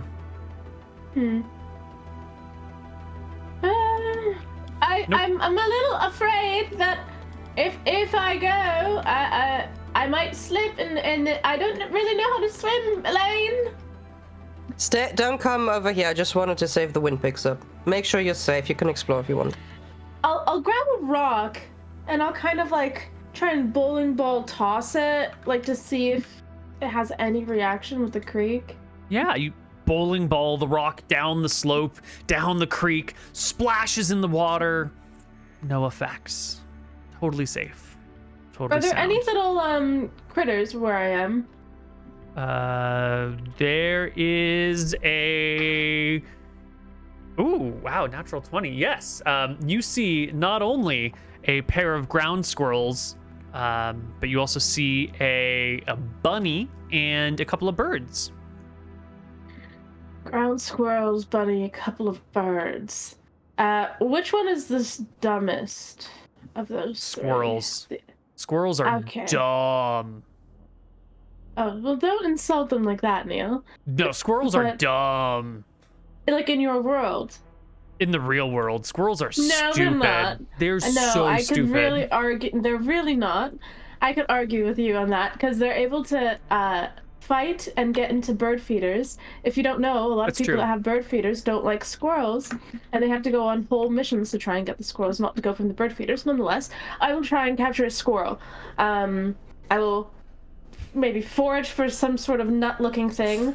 There's and then acorns. I will put it in my hand. Yes, acorns, and I'll put it in my hand like this. I've actually fed a squirrel by hand once like that at a park, and I think that it might work with the squirrels. Roll me. I'm gonna have you roll me an animal handling check without proficiency. So it's going to. that's Oh, wait, do you actually rough. have animal handling? No, of course not. That'd be crazy. I don't think so, no. Skills. No. How would I Where on my sheet with the So it's going to be half your wisdom scroll roll plus or minus 1. So your wisdom is 14. So you're going to roll me a d20 plus 6, and you need a 21 or higher to succeed on feeding random squirrel from your hand. Not good enough. No. The squirrels that you fed were probably used to humans and peoples, and this is a wild squirrel, and they just scamper away. Yes. All right, but can I get their attention with the nut? Can I not? They're not going to eat it from me, but perhaps I can. Look, it's what a yummy little acorn. You toss some nuts, and the squirrels will chase after them. I toss it into the creek area, onto the rocky places of the creek area. Yeah, we got time. You can, slowly coax them towards the creek, toss some nuts in, repeat until they follow, which will take some time. I don't think we're not short on time. Anyone? No, cool. Yeah, we can take half an hour and do this. And sure enough, the squirrels will scramble down the side, get into the water or get near the water, grab the little nuts. No change in wind, no change in water, and scamper right back up the side. Was it deep enough that? Oh, I don't know. How would you know? Yeah, that's hard. If I were to get to where the squirrels were, is that already past the part where I'd feel comfortable with the ravines going down since I'm on high ground? It would be down the ravine, but you feel like you can scramble up and down that ravine pretty quickly. Unless, all of a sudden there was a huge sudden gust of wind and water that overtook you all of a sudden. But if under normal circumstances, that should be a really easy to scale. I'm just worried. I think that Krob doesn't want to risk it, just given that she can't swim. I mean, there's also the possibility that you just broke the barrier and we're fine to go, Yeah, well, you could try it on your side, right? To slowly... I'll try, I guess by now I've taken off my heavy armor, I take it. Yeah. Okay, I'll try going back into the creek one more time. The winds do not pick up. The water does not rise as you get to the place that you were before. Oh, wow. You did it, Krob. Let's go. Oh my goodness. Perhaps it's a time thing, it's been disabled for a certain time? Well, then we better hurry, don't we? Yeah. Let's go. Do we gather all of our gear and all of our plate mail and go through, or are we leaving stuff behind? No, we're taking all the shit and we're going. What about Brody and his goats? What? He brought Brody his wanna goats? He brought 2 goats. He brought Galrot and he brought Ba. It's safe for him to go back, right? Yeah. He's been here before. I'll send him back. I'll say, thank you, All Brody. I'll see you later. Bye. Right. Cool. Alright. All right. The party moves through the creek with not a hint of resistance. Whatever enchantment was here forcing winds and water to flow through seems to be gone or temporarily disabled or otherwise nullified for the moment. And the party passes through the mountains and beyond to the brown hills and the jungles. Now, it is evening. It's late, but maybe not evening, but later in the day. It took all day to get here. I don't know how much exploring you want to do today. This is probably a good place to set up camp. Elain. Okay. Yeah, can we make sure we're still up higher so we can have a look down and nothing goes up to us that easily? That would be nice. If you were to head inland from here, the hills rise pretty quickly. And so if you walk for 10, 15 minutes, you can get 100, 200 feet above the height of the creek. Yeah? Okay, I think that's good, yeah. Now I'll say to Vincent, what if there was some sort of magical challenge, Not like a trap, but like a trial for people to overcome. It'd be interesting. It would insinuate that there's someone that's trying to test the worthiness of someone being here. I don't know how likely that is. This seems more like a wizard trying to keep someone out. Yeah, but out from what? From the jungle of death? There's no wizard tower here. Nobody lives around the corner who needs to fear other people showing up. What are they protecting then? No, we haven't looked around yet. There might be a wizard tower around here somewhere. Are the trees in the jungle of death high enough that there could be a tower? Absolutely. Oh, yeah. You know, some of these trees are 50, 60 feet tall. You could have a small tower hidden in there. Or it could just be like over the hill, and then you just couldn't see the tower from where you are. Like, it could easily be behind any... There could be towers for days. Anything could reside in that jungle, and you wouldn't be able to tell. I don't know. I just find it odd, is all. But I've never encountered a magical trap anyway, so what do I know? Well, let's make camp for the night, I guess. Okay. As the party climbs the hills, I think it's important to note that you are on the east side of the river, just in case anyone has any questions. You're on the east side. The river is not really painted into that part of the map, right? It's this black line right here.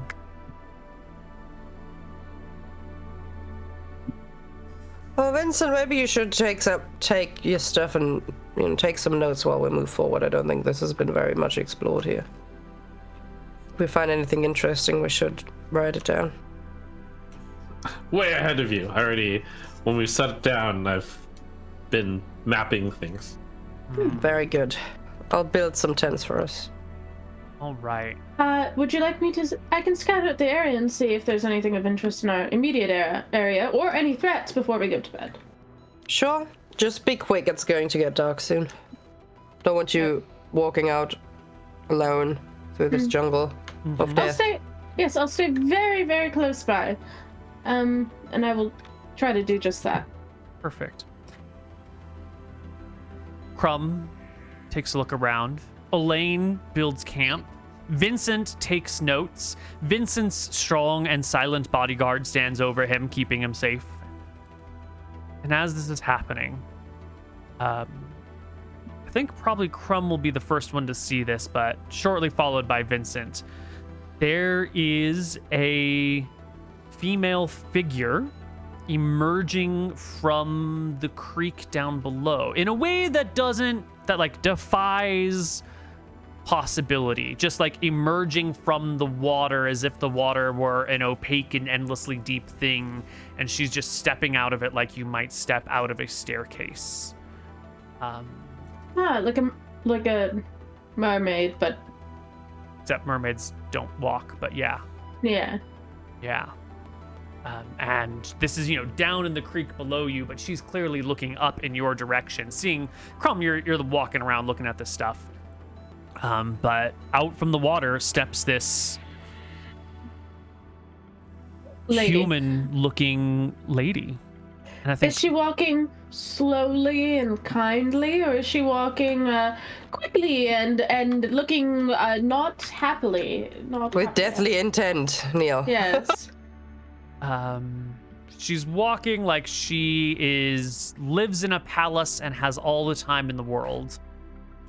But this is where we're going to take our second break. And we'll be back on the other side with a little more Rise of Drekis chapter.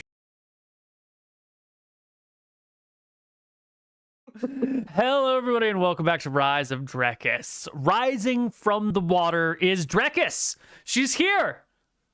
No, it's a woman. It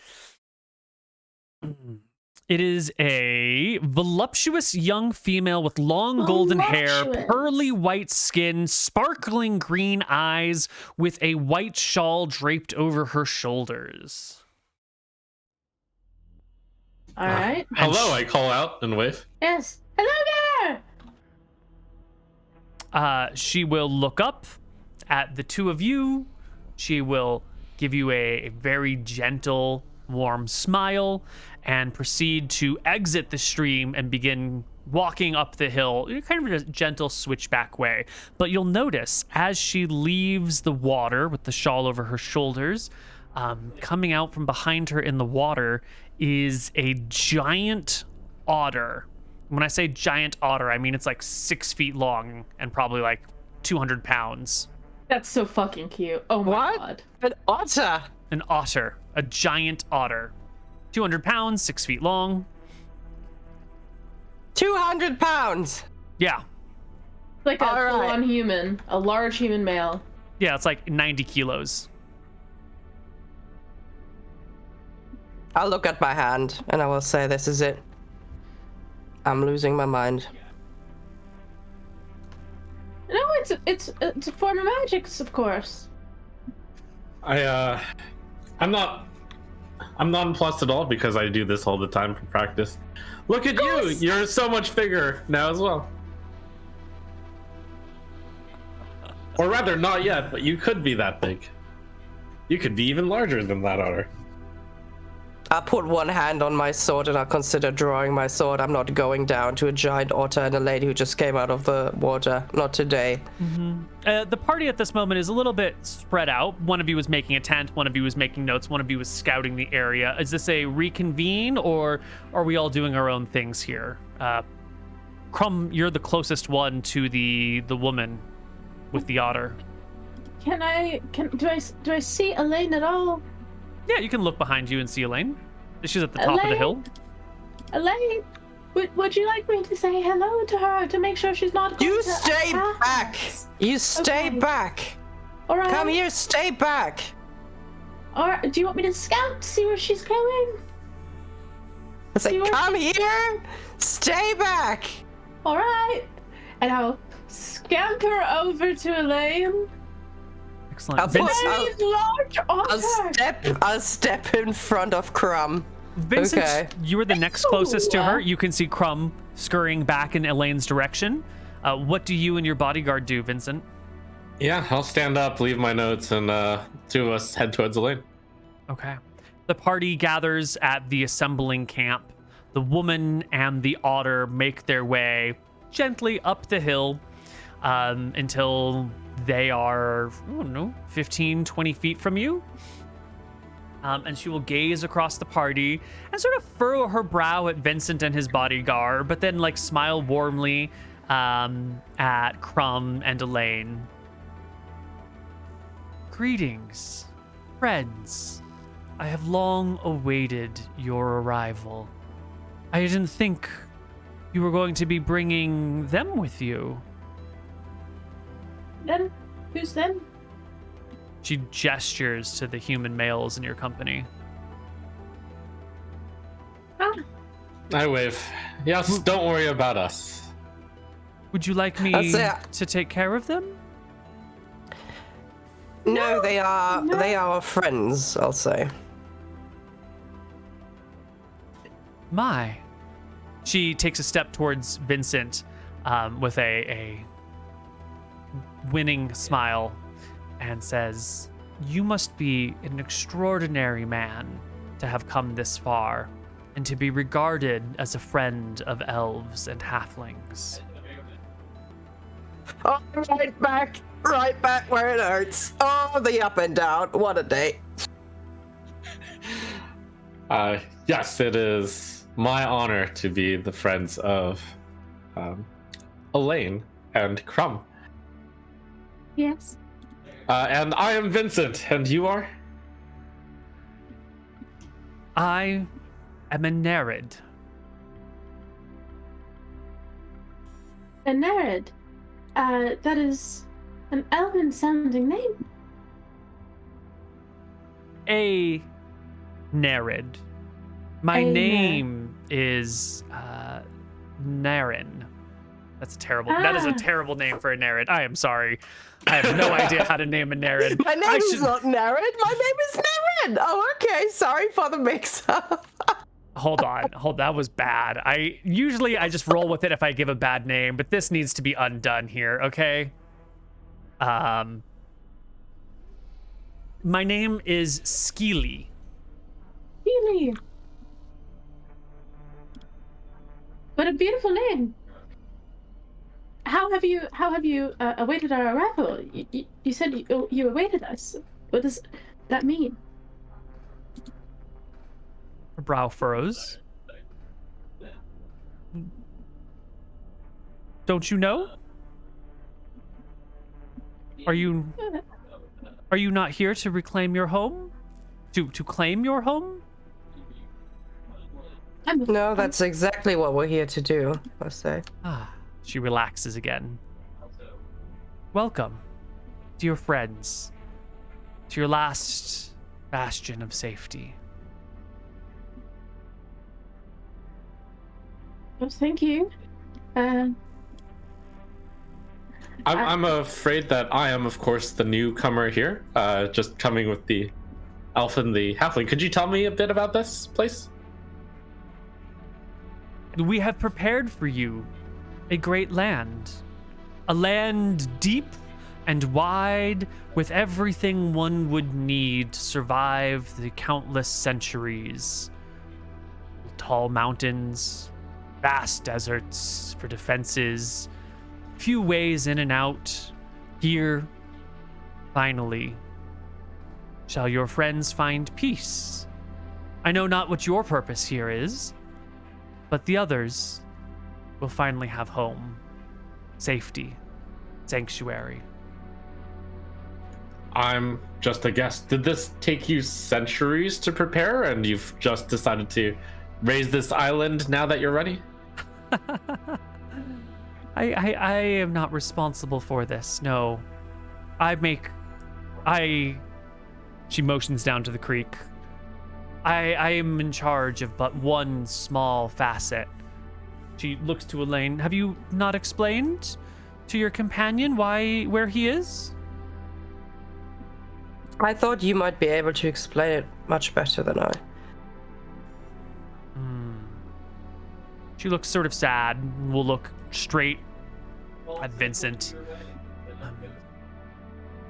All the great homelands of Fey folk have been torn asunder, ripped apart, burned, and destroyed.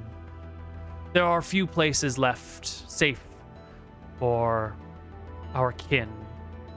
And this here, this jungle, this land, this island, is the last safe haven for their kind.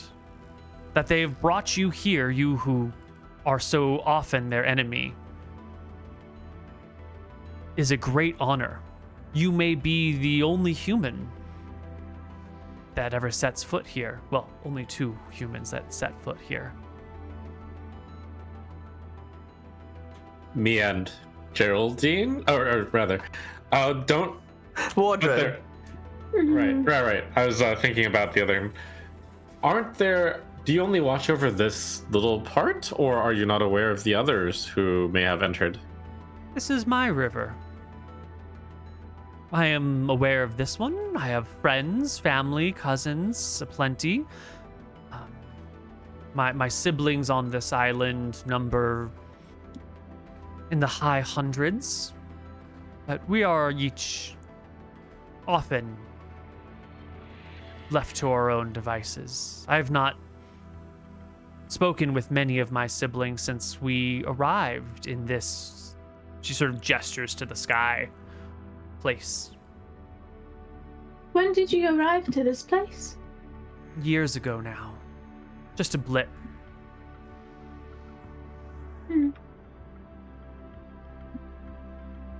Well, this is marvelous. Thank you for telling me about this. Who is it that is in charge of this wondrous place?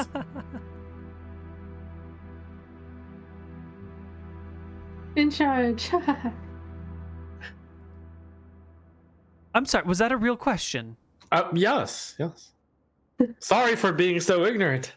We were really hoping that you would be able to educate him. Well, you're the first arrivals. I suppose that makes Elain in charge of the island.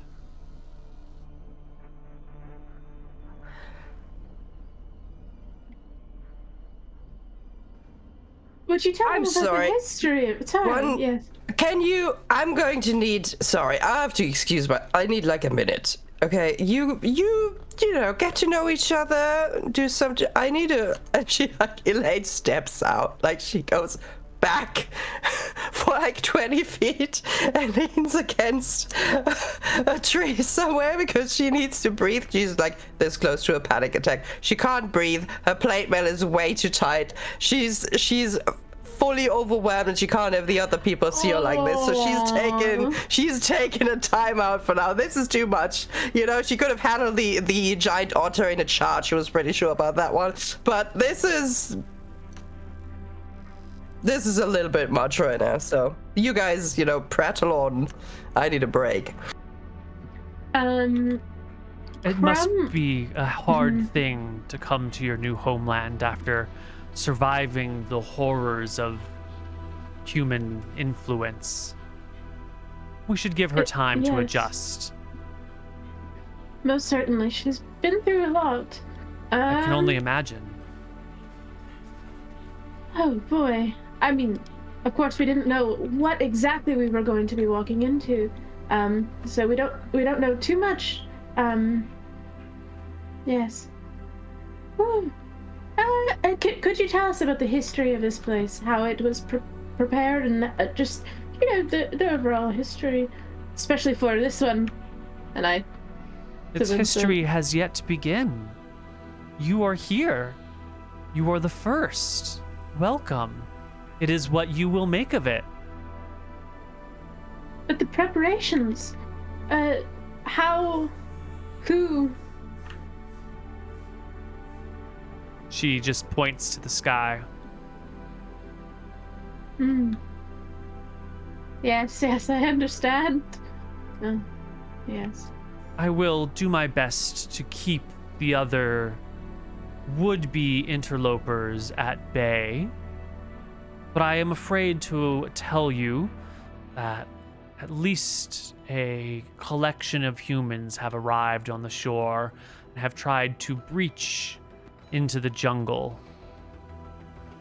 Unfortunately, they have, as the pests always do, arrived first. But they're stuck beyond the mountains and should be kept at bay. I see. We were able to pass through that creek. What exactly was that? The magic's there.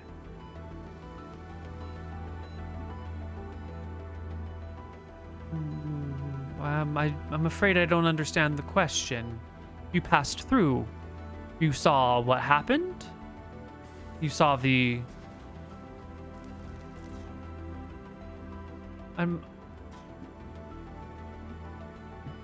Who are you, halfling? I'm Krob. And you've been brought here by Elain as well. Did she not tell you? Are you also unsure of your position? Your kind of course, are most welcome, but deeply unexpected. This is not a land for your kind. The jungles are most hostile and not built for your needs. I think beyond the great river, there is a gentle valley on the far east side that would be quite suitable for your people. Are you going to live here in the jungle? I believe that Elain has brought us both here with a purpose, but I'm not sure exactly what that purpose is yet. Well, we do trust in her. Now that you're safe, take a night of rest. I will return when the sun rises, and we will speak again there. Yes. Take your time to collect your thoughts. And the Nereid will, shawl still over her shoulders, turn and head down the hill, the giant otter sort of tromping along behind her. Oh, goodness. And once she's far away, I will look at Vincent and I'll be like, what the fuck? Incredible, I mutter. Beautiful. It very interesting, but where are we?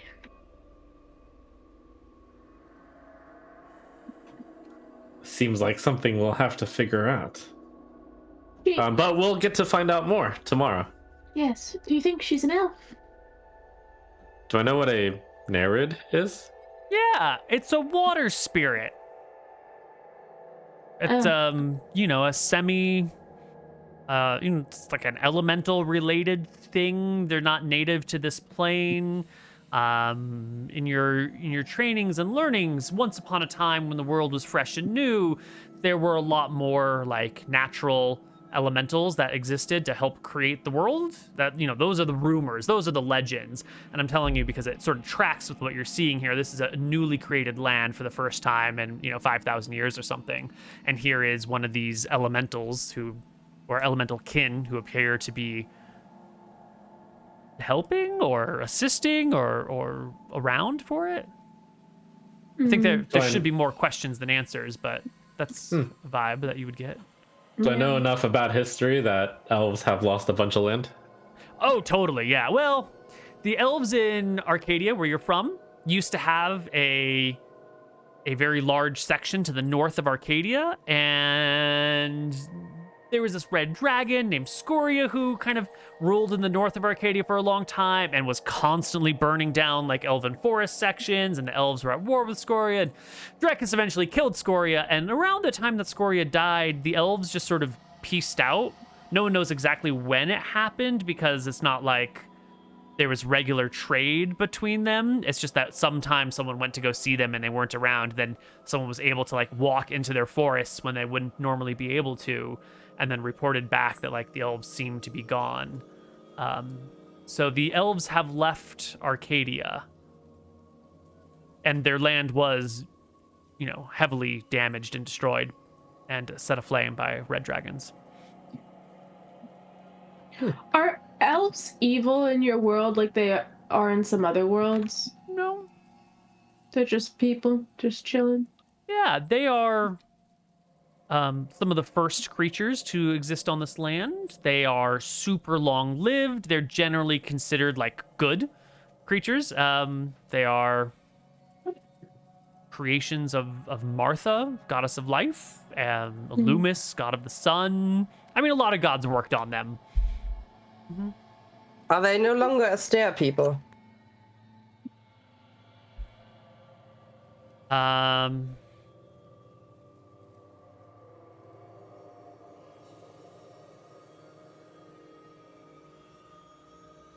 Astaire they definitely used to had a be helping Astaire, hand right? and a guiding hand, but this is one of the, like, how do you say?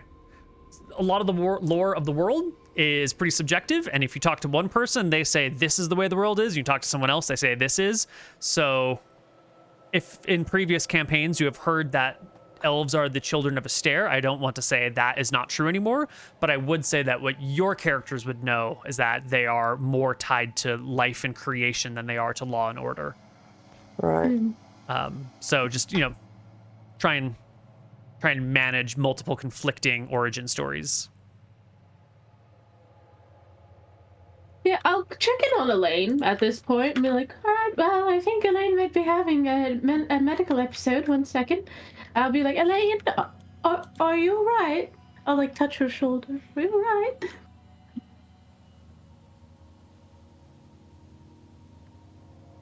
Elain? I think I just touched a cable. Can you guys still hear me? Yeah. Yeah. Okay. I'll say, whatever is over there is very much beyond what I am willing or capable to do. Okay? What do you mean?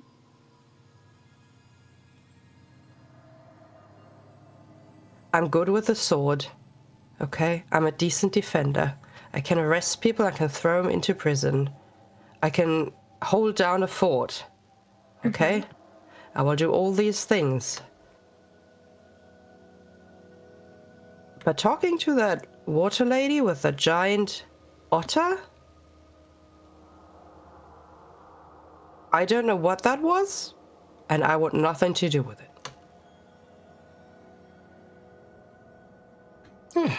But don't you think it's important? It seems like like this place serves a grand purpose. I'll be right back. Yeah.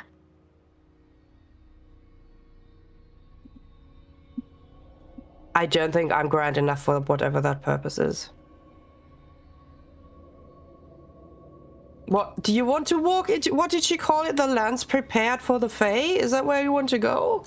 I think she said it was prepared for, yes, maybe fey creatures and elves. She said that my people, the halflings, are welcome here, but it wasn't intended for us, but rather that it was intended for you. And I think that she means that by the virtue of being a elf or having elf, and definitely not for the humans. Surprised that we brought these two buggers along, but We're not supposed to be in there. She's protecting this for whenever the elves return or come there or whatever. That's not us. Clearly not us. We are part of those people, of those intruders down at the beach. That's us. That's who we are. yes, I suppose. That's who we are. I did Yes, not bring anybody along. What? I mean, it's called the jungle of death. I didn't expect the jungle of magical creatures and, I don't know, fairy tales and sparkles and voluptuous women walking around with giant, whatever that was. Otters. If you say so. Well, we could spread word that there's. Well, we shouldn't spread word. We shouldn't really say anything. I'm not sure what to do with this. It seems like a great mystical thing that's happening here, and I'm not sure how I'm supposed to be involved now that I know this. It's quite grand. We could just walk down that path and never tell a soul, and that place would just be safe. She's kept it safe for all that time. You know? We could keep keeping it safe, yes. Would it be best to learn more about it, or should we just take what we know, zip it, and not speak of it? She would be quite confused, I imagine. Well, how do we even begin to talk about what's going on here? Well, she thinks that you're in on it. I think because you've got Elven in you, and she can maybe sense it somehow. So you want me to lie to her? I should go there and lie and pretend I know what's going on and that this is who I am and that I always wanted to come here. That's what you want me to do? No, I don't know what you should do. I have no idea what's going on, nor what is best to be done. It seems significant, this place. It might be best to get information on it, but maybe it would be an informational hazard to even know. Aren't you curious? You know, when she said, "This is your home and you can be safe here." Oh, I can't do this. I can't do this. Why?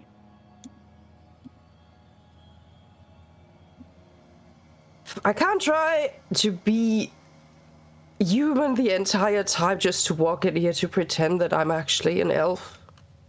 And that this is where I finally belong. It's not possible. Oh, well, you don't have to. You can just ask questions. Maybe even be honest with her.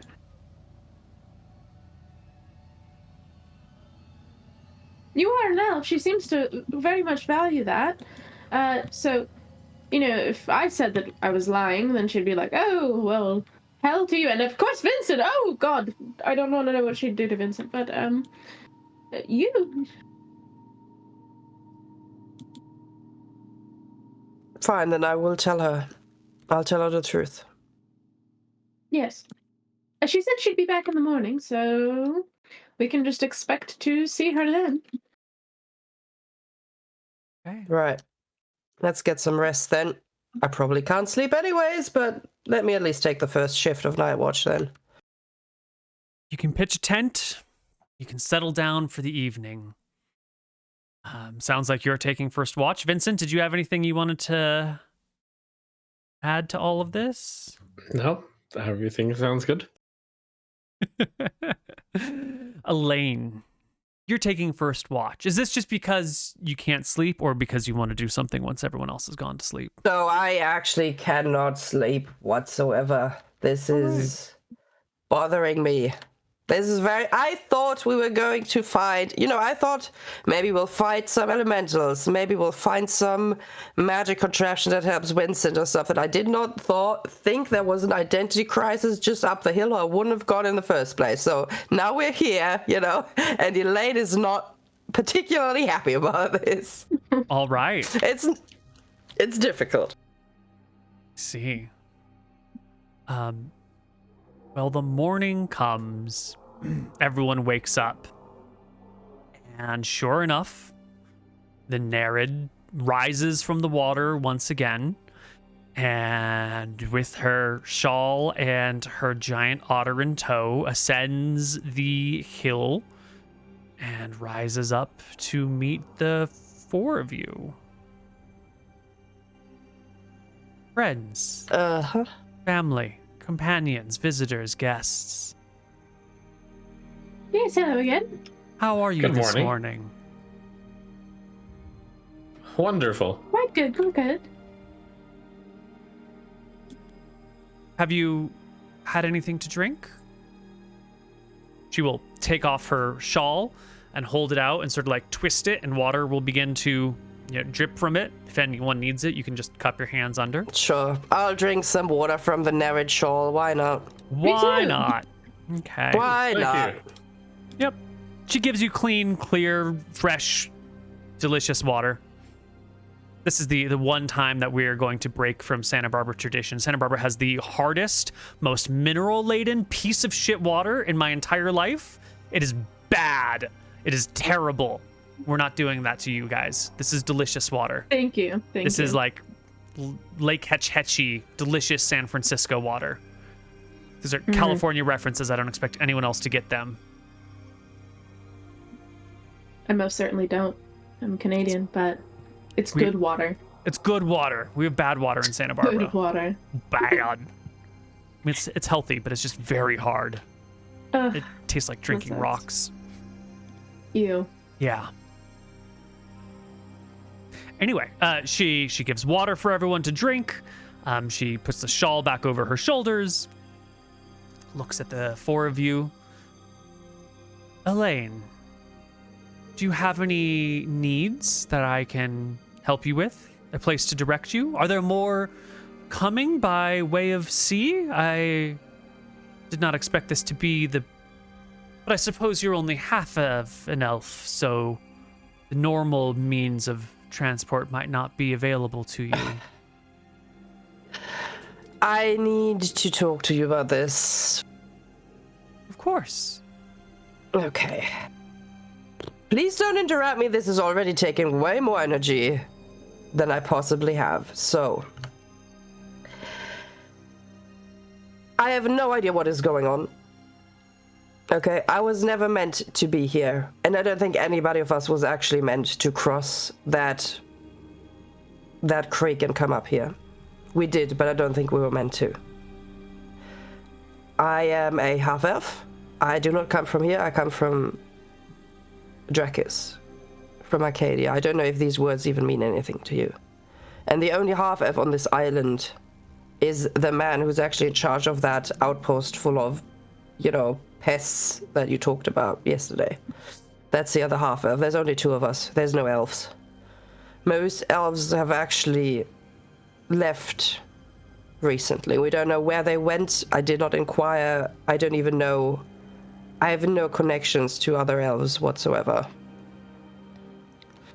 But I can tell you that the elves are gone, at least the ones in Drekis, and I don't know if and when they will be coming back. Isn't that good news? If they left, that must mean that they heard the call and are coming here. Or have maybe gone somewhere else that's safe. You have created such a wonderful place, and I hate to disappoint you, but I cannot pretend that something is happening that is not the case.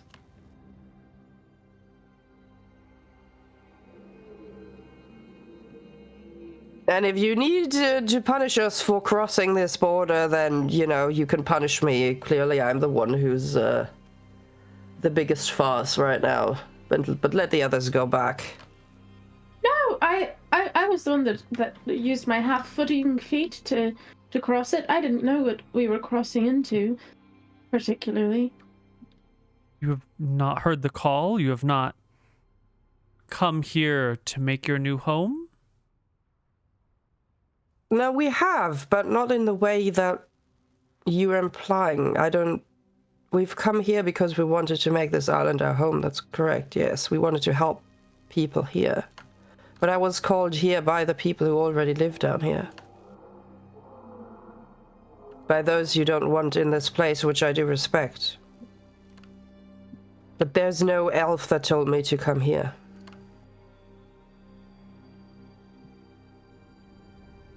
You In fact, there's no do elf not whatsoever. side with the Fey folk.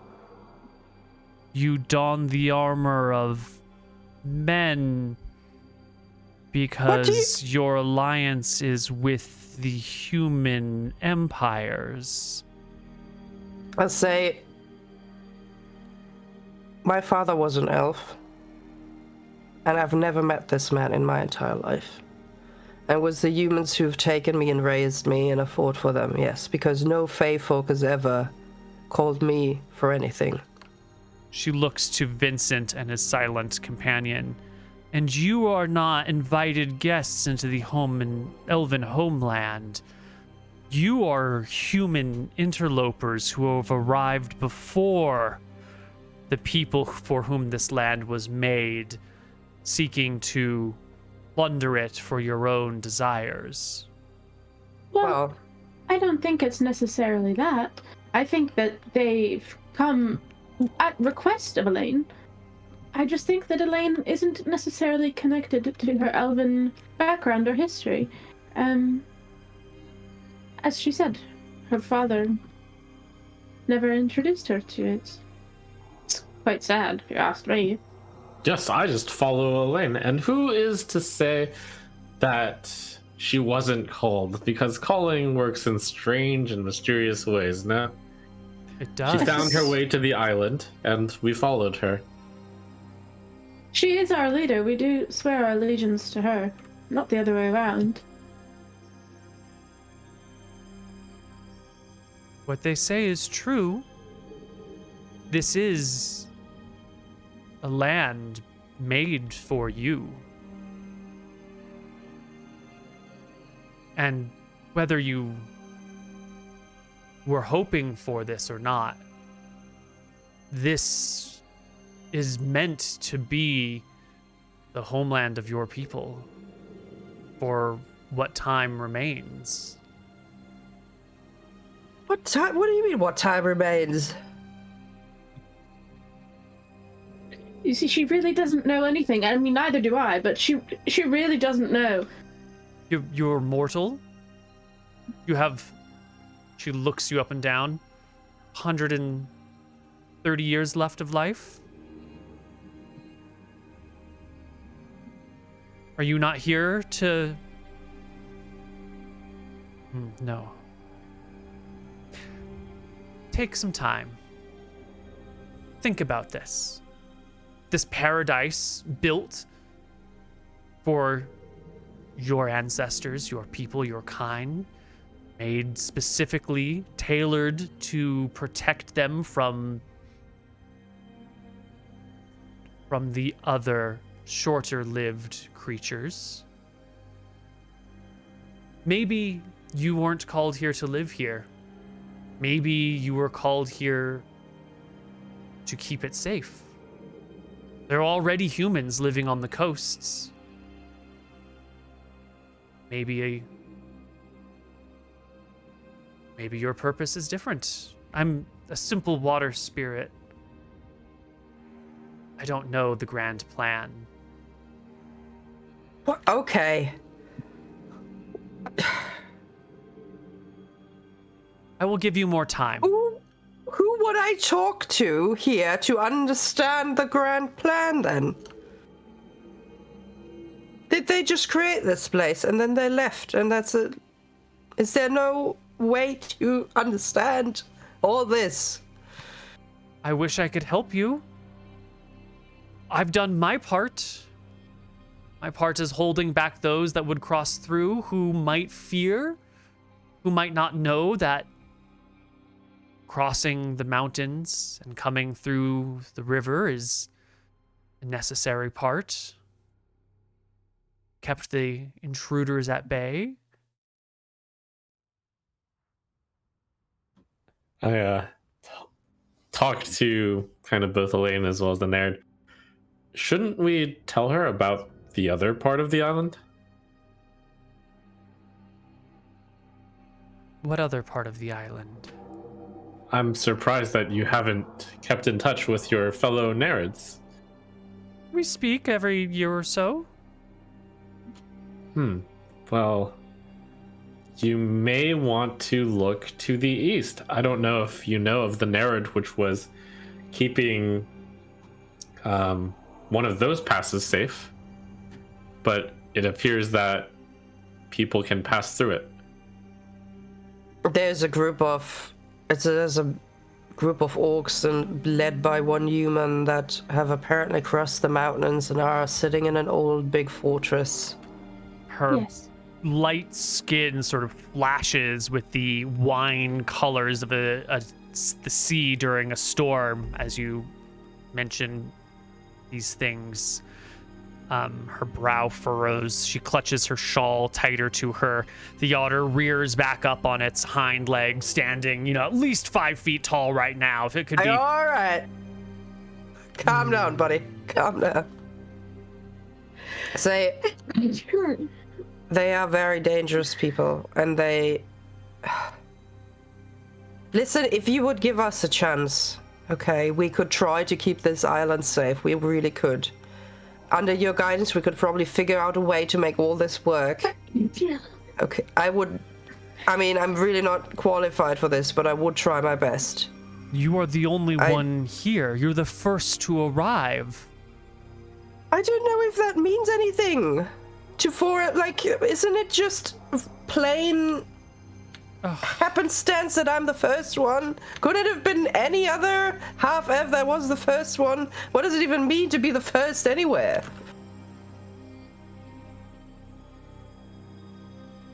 These are questions you should be asking yourself. What is your...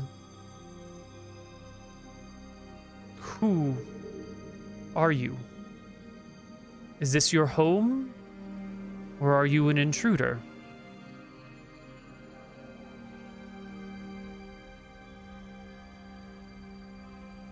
Whatever it is, I think perhaps I should leave you to reflect. If you need me, go into the creek and call my name, and I shall arrive in due time. Can we walk around here, or is it intruding if we have a look around? Should I reflect It's not here? intruding if it's your home. Oh. And these your guests. Can you tell us about the ruins to the east?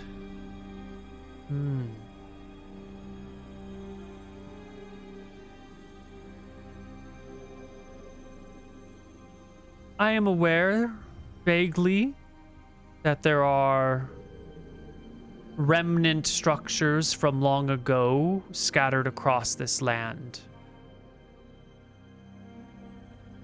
I don't know of the one you speak of.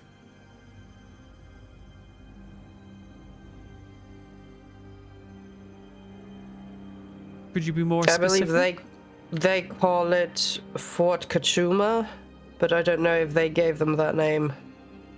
Or if that is its name. It's supposed to be like an old fortress somewhere in the jungle. Very, very old. That has resurfaced in recent years. Made out of stone. She shrugs. The divine work in mysterious ways. They repurpose, recycle, reuse. Are they Beyond still my here knowledge. somewhere? I mean, is this island still expanding, or is this the finished version? My section is finished. That is what I know. The far north, beyond the mountains, there is a desert. And there's a great river that runs through it. I do not know if that is the end or if it is still in process. How do you simple. know? What do you? How do I know? You said that you know that your section is done. How do you know? Do you sense it? Did you speak to someone?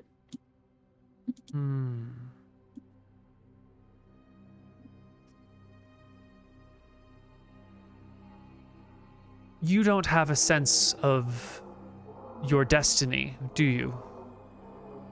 You talk as if you don't know what your purpose in life is. None of you seem to know your place in the world. It's quite clear to me what my place is. It's... maybe your word for this is instinct? I know what my place is here, and this is my creek, my river. And I feel it, and I grow it, and I shape it, and I know it is mine. And it is mine to protect and guard and carve and grow and ebb and flow. It's as simple to me as breathing is to you. I find that rather quite beautiful. My parents had a sense of that growing up. They always said that they knew that they were meant to be farmers. Wheat farmers cultivate the land, create the food, and they never questioned it once. And, you know, I think that sounds very similar to them. I think you're quite similar, yes. Yes. Mm-hmm. I shall take my leave. If you need me, you need but stand in my waters and speak my name, and I shall arrive. All right. And Thank with that, you, lady. she recedes. One more thing.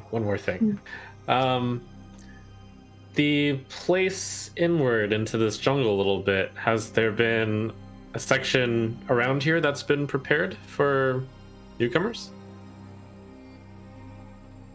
Oh, simple human. The creatures for which this place is meant need not houses of wood nor stone. They are more than capable of thriving, surviving in lands of natural conditions, without structure, without shelter. Oh, silly me. I should have assumed that. It's okay. Thank you. It's your nature to transform the world around you. You are a child of Malchus.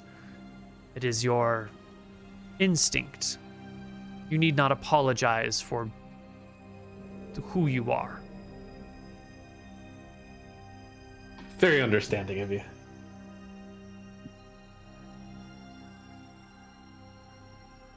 Okay, and she goes.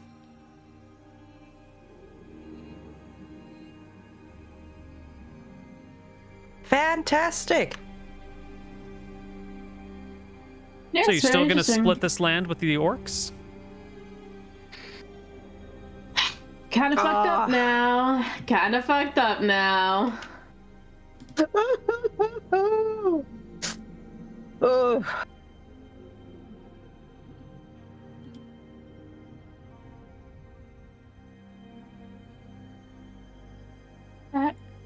Elain,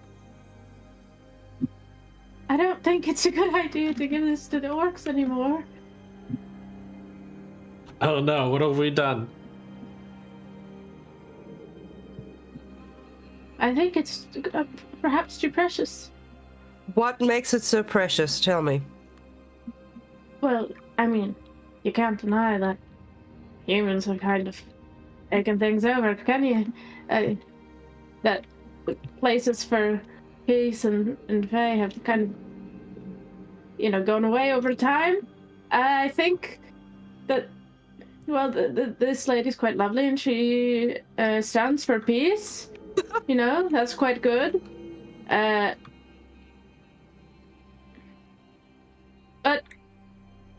this is also our land in a way. I don't know. I think that we should keep it as ours. I don't think that anyone else is going to be able to maintain peace here like we are. Certainly not the elves. It needs to be in control of our empire for us to do good with it. You know they won't care. Only we are. We're the civilized peoples. Yeah, it seems like the inner part of this mountain belongs to the elves, so Outpost Santa Barbara should be fun. That is true, actually. This could They're only in fact, intruders if they come in here.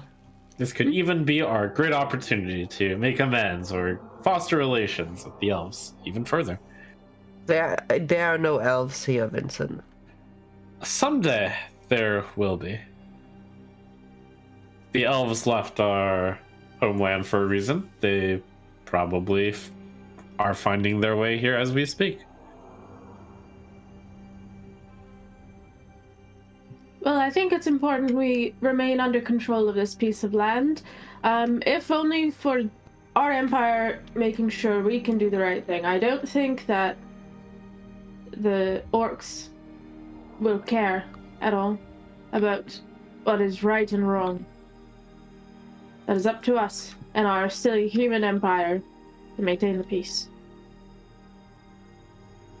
Yes, we'll have to hope that Geraldine can be talked to. Oh, but also we surely shouldn't tell her of this place. I'm pretty sure she already knows. Of this? But she said that we were the first here. Well, from the small little past that she knows about, what that means is that for the orcs and Geraldine to have gotten through on their side, they probably had to pass through a Nereid. Well, to be fair, I think all the fey creatures are highly magical creatures. I'm not sure if that works or how that works. But we could try to figure out if they know about how these lines work Geraldine is looking for.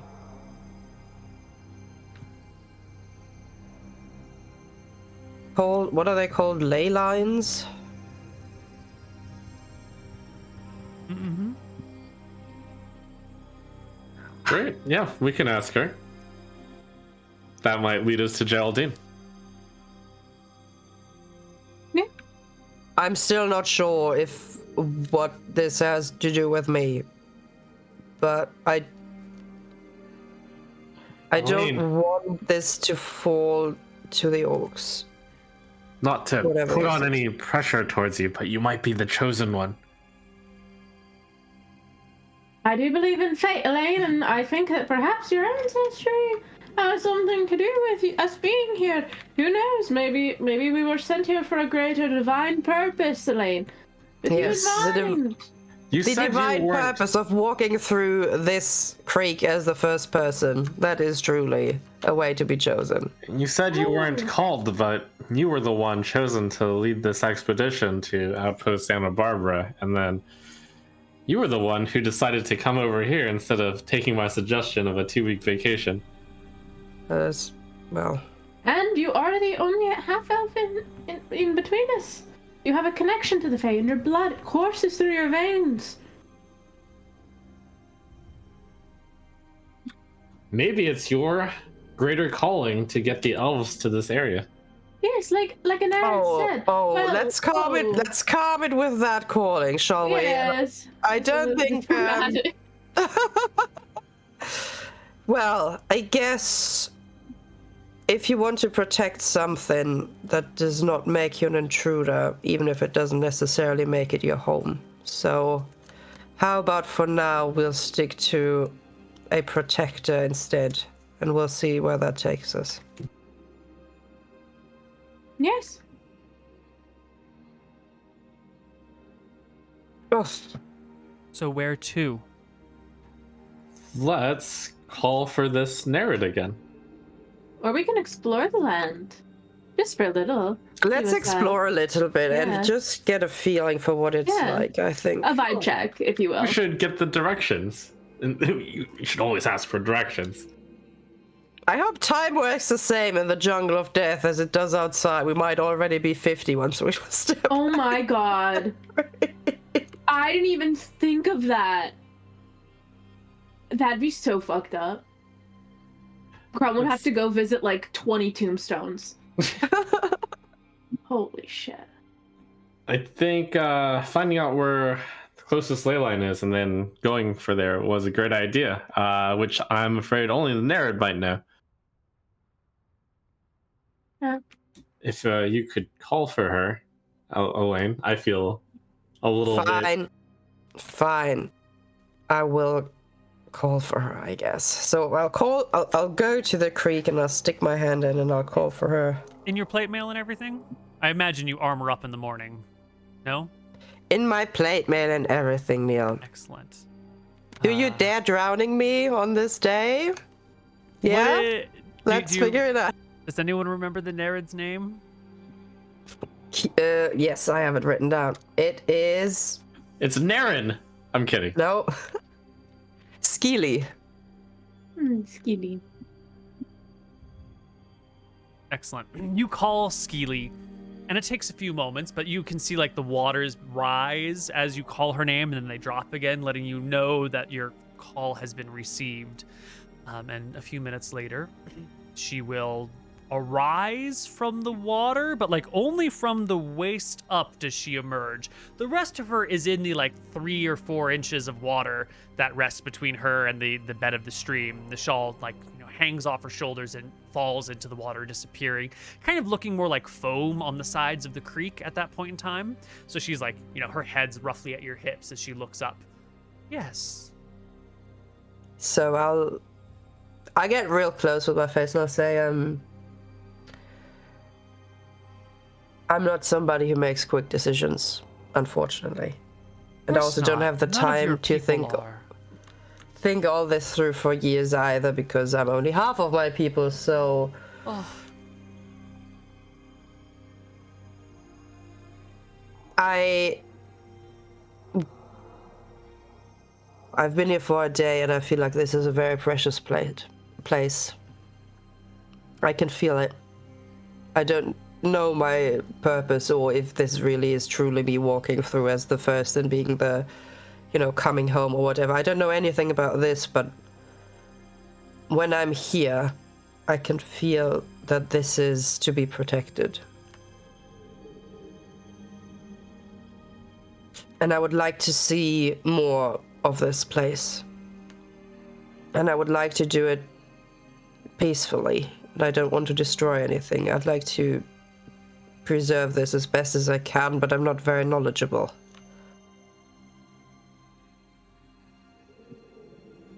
Would you like me to show you the length and breadth of my stream? Yes, I think that would help. Call your companions and we shall go. Okay. Vincent! Crump! Yes! Vordran! All right. I come to the call and follow. Yeah. All right. Krob's quite excited about this. She will lead you up the creek, which does flow uphill quite a ways. Always just, staying about halfway submerged in the water. After a little ways, you'll see the otter is swimming alongside as well. And as you walk along with her, there are moments where one side becomes impassable and she will lower the water in the creek to give you dry spots to step so you don't slip as you cross from left to right or right to left as needed. And she will lead you deep into the jungle of death.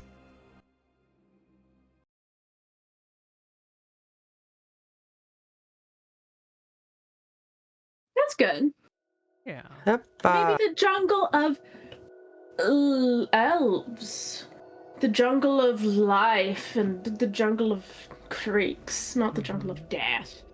Yeah, as you enter in, as you get past the first couple thousand feet where it's just dry hills, it slowly gets populated with trees, and not too far after that, you find yourself in a proper jungle environment. It's humid. There's like little bits of water dripping from the leaves of trees as if it had rained here recently, but you didn't get any rain out on the coast since you've been here, and you didn't get any rain last night, but it seems like this interior part of the jungle had rain earlier today, maybe this morning, or maybe last night, and there's still like little trickles coming down. Maybe an hour into this expedition, a small house cat will make its appearance known to you by giving like a little meowing chirp as it rests upon a branch of a tree overhead. Oh, Oh, so sweet. what is that? A cat? It's a cat. In a jungle? Yes. They're quite wild, these things. Had tons of mousers around the farm. Yep. This is probably their natural habitat. I wouldn't be surprised. They're feral, those little things, those little buggers. Meow.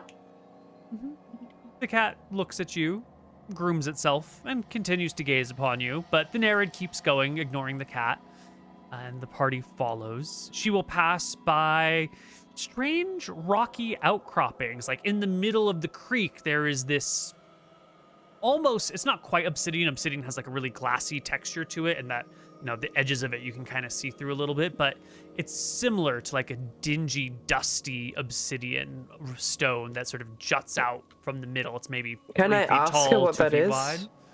Because I've never seen stones like these. Pulled from the elemental plane of Earth, as much of this land has been. She seems to just kind of ignore it and keeps floating alongside. There's lots of little tributaries that flow into this creek as the walls around you begin to flatten out, and so you're less like in a valley with hills on either side and more just like in a flat-ish jungle, and the creek is the low spot there. You will pass by many a tree of which you are familiar and completely unfamiliar. There are, there's oaks, there are eucalyptus trees, there are willows, there's a wide grouping of trees that you might not expect to see in the same region if you're a person who knows anything about plants. You with an herbalism proficiency, Vincent, would know that you don't usually see willows and eucalyptus trees growing side by side. Like, they like different habitats. Eucalyptus trees like dry environments, willow trees like really wet environments, and yet here they are side by side. And eucalyptus trees have these like gorgeous colors of purples and reds and oranges and tans running through them, almost like they've been painted at angles. Do I note that some of them have been rained on and some have not been? No, you're not like walking past things and like this is a dry tree right next to a wet tree. That's not the situation. Okay. As we continue on, I'll ask the Nereid, do you know anything about ley lines? Cracks in the earth, in the very fabric of the land, through which the rest of the world seeps through. The rest of the worlds seep through, I should say. That is my understanding of your word for ley lines. That's right. Are there any in your area? Yes. My home, my pool, is centered on the cross between two. It's how I arrived here. What other worlds are there? Well, all the worlds. Worlds Yes, of but- earth and air and water and fire. Uh-huh. The Feywild Uh-huh. and its surrounding boroughs. nasty places, beautiful places, plains of all manners of things. Were you born here? Or do you come from a different plane? No, I come from elsewhere. Called here, made myself. This is one of those hard to translate. Where is a butterfly born? Is it born from egg or cocoon?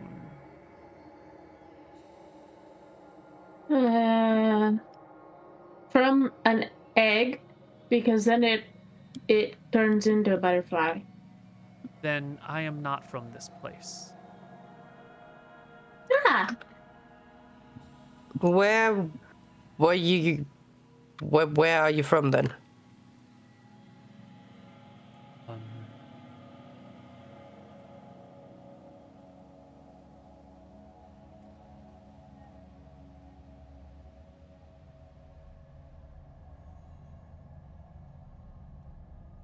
I wouldn't know how to explain it. A crass oversimplification that you might understand would be the elemental plane of water. But understand that is only 40% truth, and I could not. I don't know how to explain the differences. Okay, but this, I'll like point around us and say, this is your home? This is my home. You consider me a butterfly. I was a caterpillar in my first home. And this is where I take my final form, my final life. and are all of your kind of like the butterfly caterpillars? Like they're born and then they here on this plane, or do you go to different planes that need you in to be a butterfly? I think this conversation is that'll do for what we are talking about. That's close enough. I hope to answer your questions, but Yeah. I have a question, Neal. Would I have heard any are there any children's stories of myths and legends of fey things? oh, totally. Yeah. Absolutely. Do I know any of them?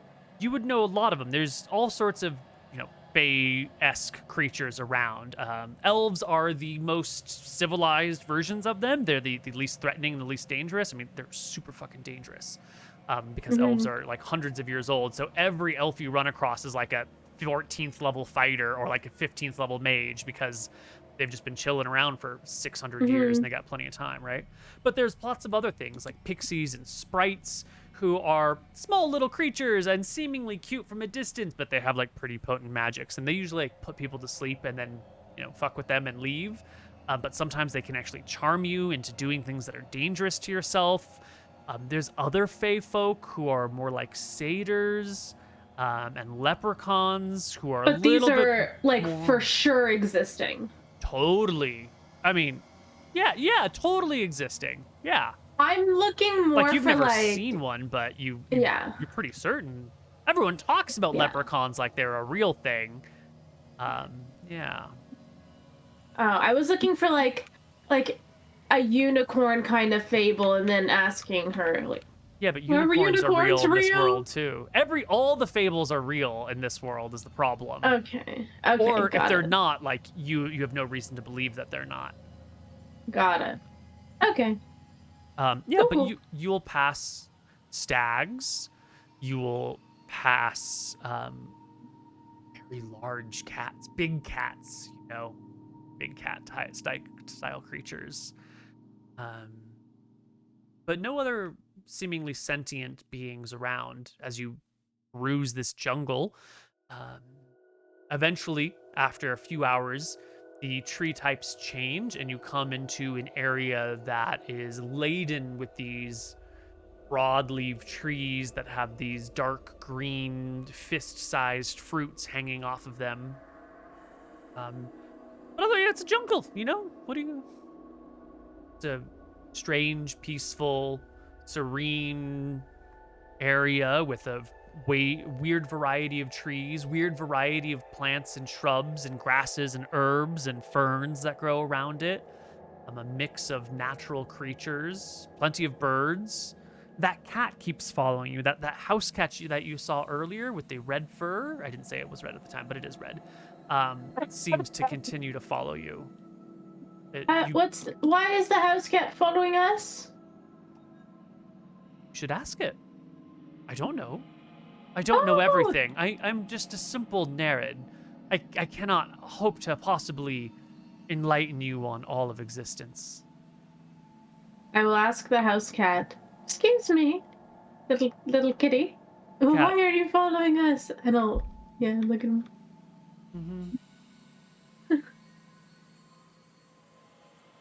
Meow meow meow. Why are you following us? I mean, like any other cat that you might run into in your life, it regards you and then grooms itself. Does it take a pet? I try to give it a pet. Will it take it? I think so. It sits there, continuing to lick its paws and rub its face as you come up and scratch its head. Oh, cool. Yeah, I'll pet him. Cool. The cat accepts your pets. Yeah. It's a good cat. Very good cat. As you get up to wonder why go, it's following us. yeah, as you get up to go, it'll leap up onto your shoulder, Crump, and stay perched on your shoulder. Oh, I think that the cat distribution systems found me. Well, amazing. Love a good cat. If she's comfortable, you should take her with you. Maybe she probably knows more about this place than we do. Oh yes, and I'll keep petting the kitty and be like, "Oh, good kitty. I'm gonna name her Red because she's red." Not too unique, but still a good name. The cat, when you say, when you say those things, the cat will meow out some words in a tongue that you don't speak. But it's definitely not like meow. It's definitely like makes a language forming a sentence, a short sentence, but like a proper sentence. Can you understand her? Alas, the Nereid. Can you not? Oh, you poor creature! You never knew your sire. You don't speak Elven. How odd. Oh, the cat speaks Elven. That the protector and first person here doesn't even speak the language. Yes, it's quite sad that she's alienated from her father. Listen, I am very sorry that I'm not living up to what you expected. Okay, I have not chosen this for myself, but this is what I am. And I for sure have not chosen that my father has decided to leave, you know? It just happened. I was not able to tell him that maybe it would be a good idea if he would... Never mind, forget about it. Her name is Firepaw. Firepaw! Oh, That is how adorable. Beautiful. How absolutely beautiful. And I will pet Firepaw and I will give her the scritches under her chin and you know how sometimes you can pay attention to a cat and like see how they like to be scritched? I'll give them my best attention and scritches.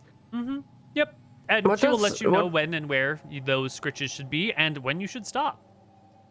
Amazing. I will follow. Yeah. What does she want from us?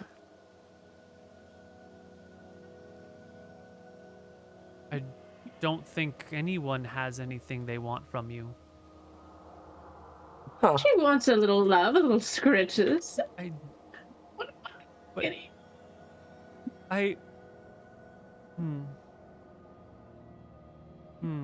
find it there is a strong disconnect between expectations and understandings. Mm. This is not a I- transactional place. Does that make sense? Yes, it's one of relationship and connection. And where kitty cat comes and you pet it. Elain, have you never pet a kitty cat? I'll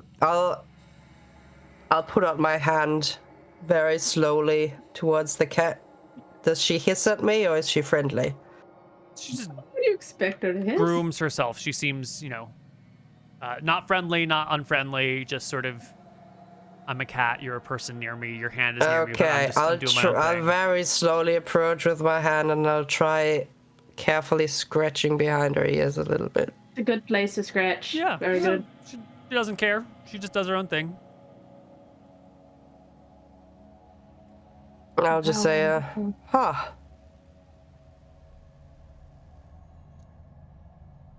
I guess. You can walk through the jungle with the Nereid for a while. She'll show you. It'll take you 4 hours into the jungle, where you will finally get to her, what she calls her pond, which is a large body of water, maybe 300 feet across in each direction. It's not a perfect circle. It's sort of like, gourd shaped, almost like a water gourd, like an hourglass shaped gourd shaped. And this pool is very deep. And she says this is her home and this is where the stream starts, even though you can see that there are a few tributaries that feed into it. And along the way, you've seen strange trees, normal trees, strange undergrowth, mushroom patches, mushroom circles, bizarre rocks, cats large and small, stags, deer, doe, river otters, the giant otter that she keeps with her, many other creatures you might not expect to see in a jungle like this. But here they So all do are. more of these otters live in the jungle here? Or do you have the only big one? This one is my pet. Oh. What, did he grow that big naturally, or did you help him along? This is his form. Very big otter. Very large. Does he take a scratch as well? No. Oh, okay.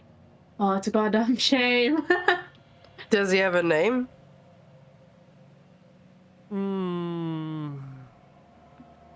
You might call it. Maybe a good translation would be trickle. Trickle! Oh, trickle. He seems Cute name. a great protector as well.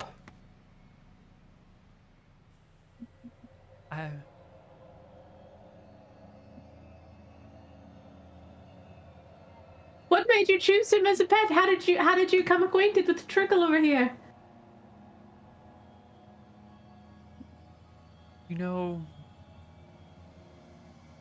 We've been together so long now, it's hard to remember. Ah, he lives a long time too. That's a great blessing. Great blessing. Always suddenly died. Mm-hmm. I picked him as a cub from his Oh. litter. Mm. Appeared to have the right temperament. Anywho, I have shown you the stream, its lengths, its breadths. You have spent half a day coming into the jungle. Have you seen enough? Do you need more? I know you have so very many questions, and I am ill-equipped to answer them to your heart's delight. But I get the feeling that even if I could answer every last question of yours, that I wouldn't be answering the things you really want to know. Does that make sense? Yeah, as we've been traveling, I've been lightly mapping it. Are we at a place that would be considered like the edge of her territory then? Yeah, it appears that her territory is just this creek, and now you started at one end of it, and now you're at the other end of it. So you have mapped her whole creek. I mean, there is the question like a creek has other creeks that feed into it from time to time, and so there is a question of like whether the things that feed into this main one belong to her and if she can travel them. But you've definitely gone down like the main waterway. Could you From on the its map basically mark out her territory? Yeah. It goes like that. Oh wait, that's not showing to you. Um, something like this. Oh, let me just Okay. do it in a little doodle. I say, have you ever met anybody who was here before you? What does anybody mean? A person that, or a thing that I could communicate with. No, you're the first. But if you You mean said there- squirrels and animals, then there are many. But those bipedal humanoid creatures that speak your tongue, this tongue, no. And what about fey creatures? No pixies, something like that? Not yet. What about the cat?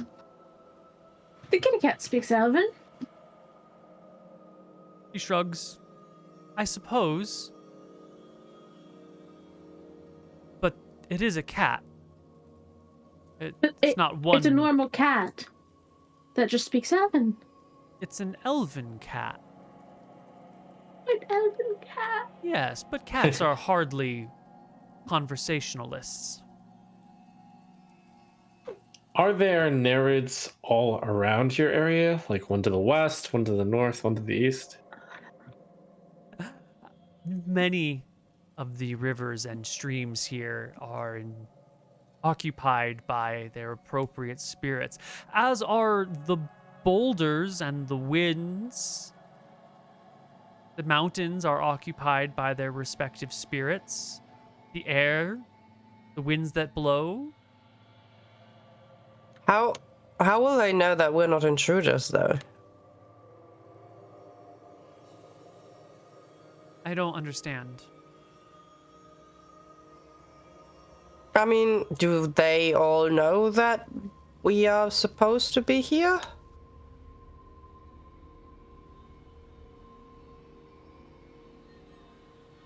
Perhaps Or will they the sense boulders it? rise up and attack us if we walk past them? You should ask them. What if they only speak Elven? Do they only speak Elven? You should ask them. I agree. We I should am ask them. not Could you? should. the lord of this land. I am not this place's creator. I am not omnipotent. I do not know Of course. everything. I know so very few things, just my purpose. And I think that we see you as a river. guide. Could you give us a very an value guide. Yes. Could you give us an introduction to the Nereid? I'm guessing that all of these areas have a Nereid watching over them. Correct me if I'm wrong. Could you give us an intro to the one to the east? There are many rivers and streams east of here. My stream does not connect with theirs, so I do not know which is the closest one. And when we do talk, when we do speak, it is not how I am speaking to you now. We do not rise up and shake hands and move our lips and make the air flow and vibrate and commune that way.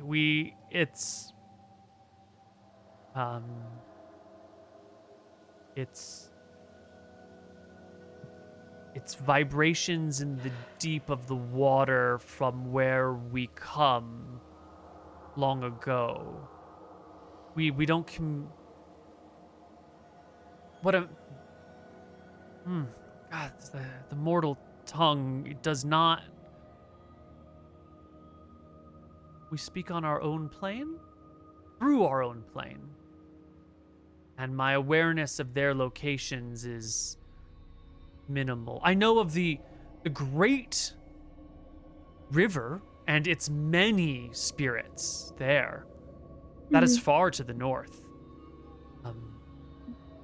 I know because they speak of the desert. I'm aware that there is a desert far north of here. But east, west, who could be a river a half mile or a dozen miles, and I wouldn't know which one. Do you know of any places of great magic around here? I mean, this all seems like a magical place, but something to go towards in this jungle. An old tower, a giant ruin, a place where those ley lines connect and we can find more about the magic, anything like that. I honestly thought you would know these things better than I. This place is safe, right? I did understand that correctly. You said that if I belonged here, then this is a safe haven for me, yes? Safe from the world that seeks to destroy your kind. But you can still fall from a tree and break an arm. You could still be killed by the cat upon her shoulder. Oh, killed. She can get. You can grow to 5 times her size. Oh, what a good kitty. Well, I fucking better even harder. I think Crumb loves cats. Sorry, I might be projecting my own personality on her now, but Crumb loves cats. well, I think if we truly want to communicate with this place, I guess we just have to go out and see what we find.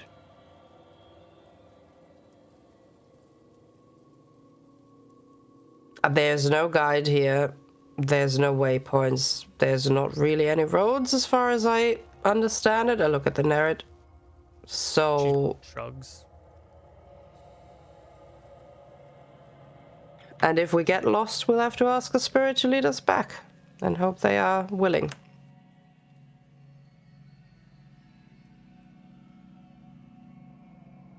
Yes. I think that we all have good hearts in mind right now.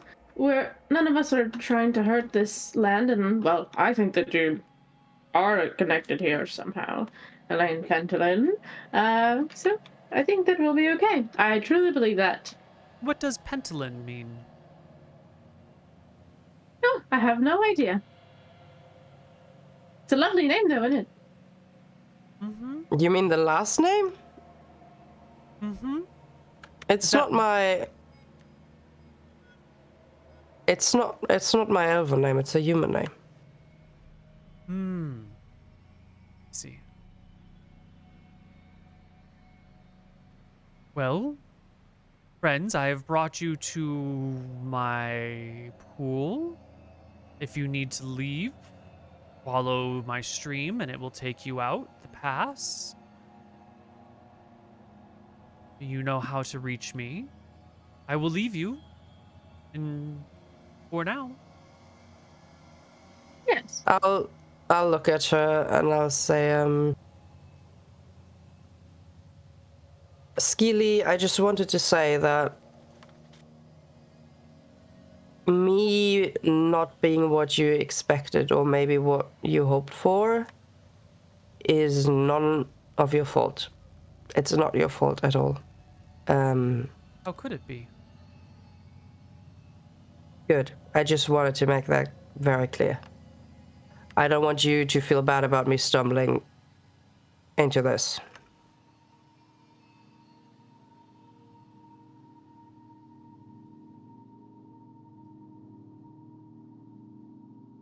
I don't understand, but you seem distressed. So, be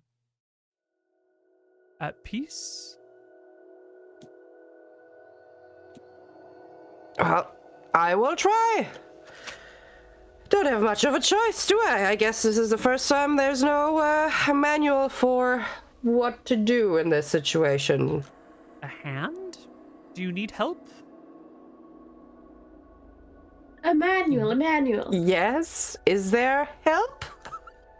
With what Can- do you... I think she has much to think about. Much on her mind. Spiritual guidance and reconnecting with her father. Elaine, would you like to pet the cat? Whoa. I don't need to really connect with my father. There's a difference between trying to navigate this situation and, Yes, you know. yes. Of course. Yes. Well, the Nereid will submerge herself in the water. The river otter will lounge away. So paddle much away for into the the deep. so much for the hand. That worked well. She's like, "Do you need a hand?" Yes, please. She's like, "All right, goodbye." Bye. Yeah. Frickin' Fey folk, right? Yeah, well. Frickin' Fey folk. Okay, well, the party, you're in the jungle. You have a few days of food on you. In theory, there's food here. The Nereid said it's safe, but she also told you that the things here can kill you and that you can easily get hurt. So I don't know if it's safe or not. It's never safe anywhere on this island. You know. Does it truly matter? You have some time before the orcs will come to greet you. We're not sure how much because he was just going to send a Nub. What's his name? Nook. Nook. He was going to send Nook when the mage came back. So at some time, the orcs or goblins will arrive. What is the party going to do? You're half a day into the jungle. If you want, you can leave still within the same day. No, I or think you we're can going to do some exploring. We will explore. We'll get in touch with the ley lines, Neal. All right. Well, that will be for our next session. I'm going to kill the Feywild music. And we're just going to do, I know we're out of time, but we're going to do a quick checking in with our players.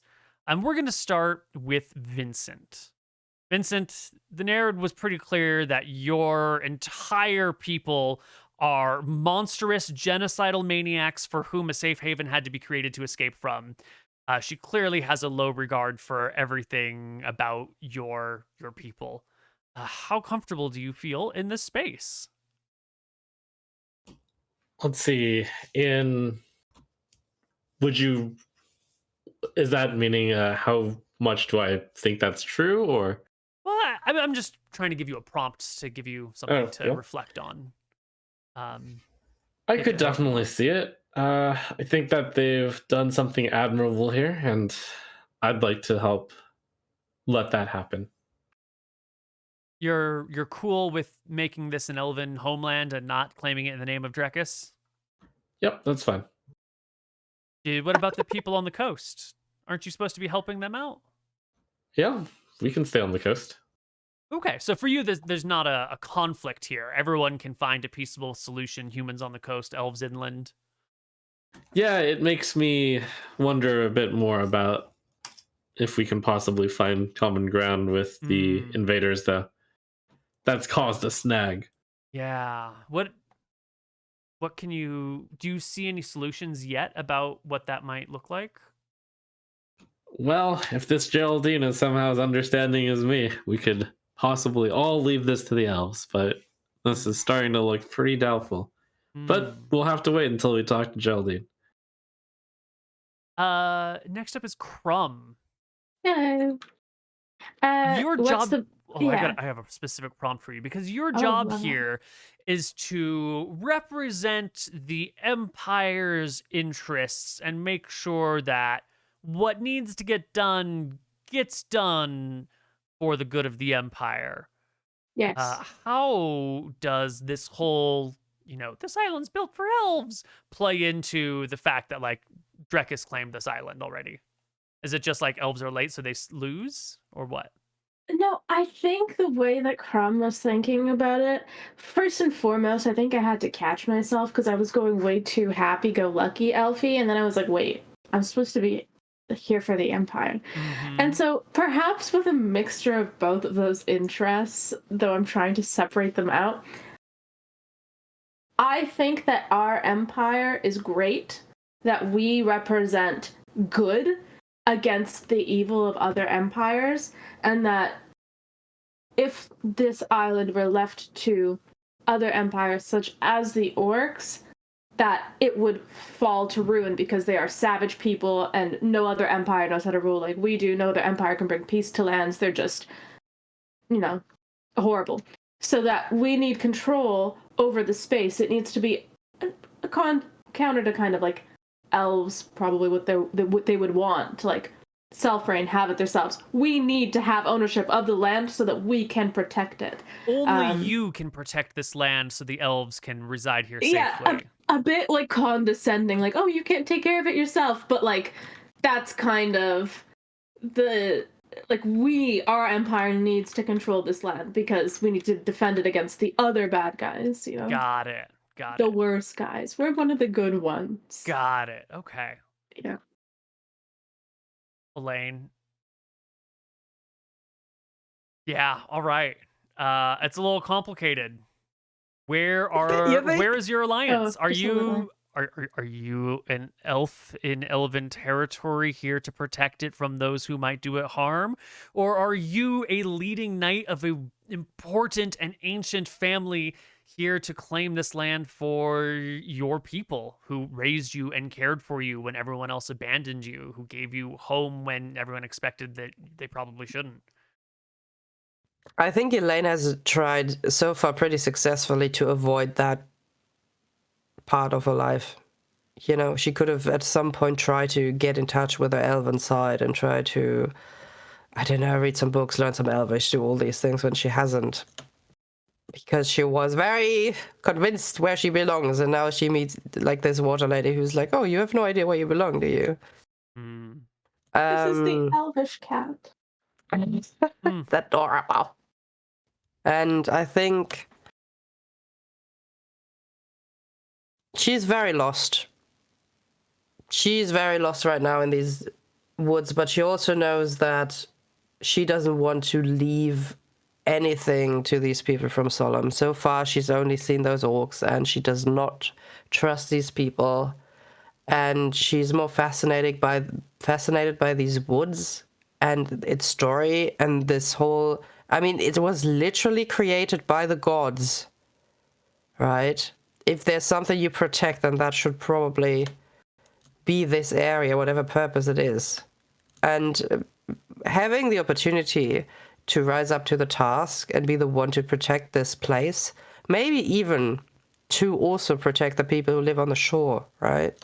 Like, that's a big opportunity, but, we'll see if she's up to it. Okay. Last question before we go. Do you enjoy playing characters with heart-wrenching decisions that have to be made that are not clear-cut? Because that seems to be Elain's entire history. Oh, yeah. You knew, Neal, you knew that Elain can't go in and be like, oh my god, look at me, I'm an elf, let's have fun, I love everything. Like, you knew exactly it couldn't happen like this. And I didn't expect it this session either. Like, what? Excellent. But we'll find out what happens next time on Rise of Drekis. We'll see if Drekis actually rises. Catch you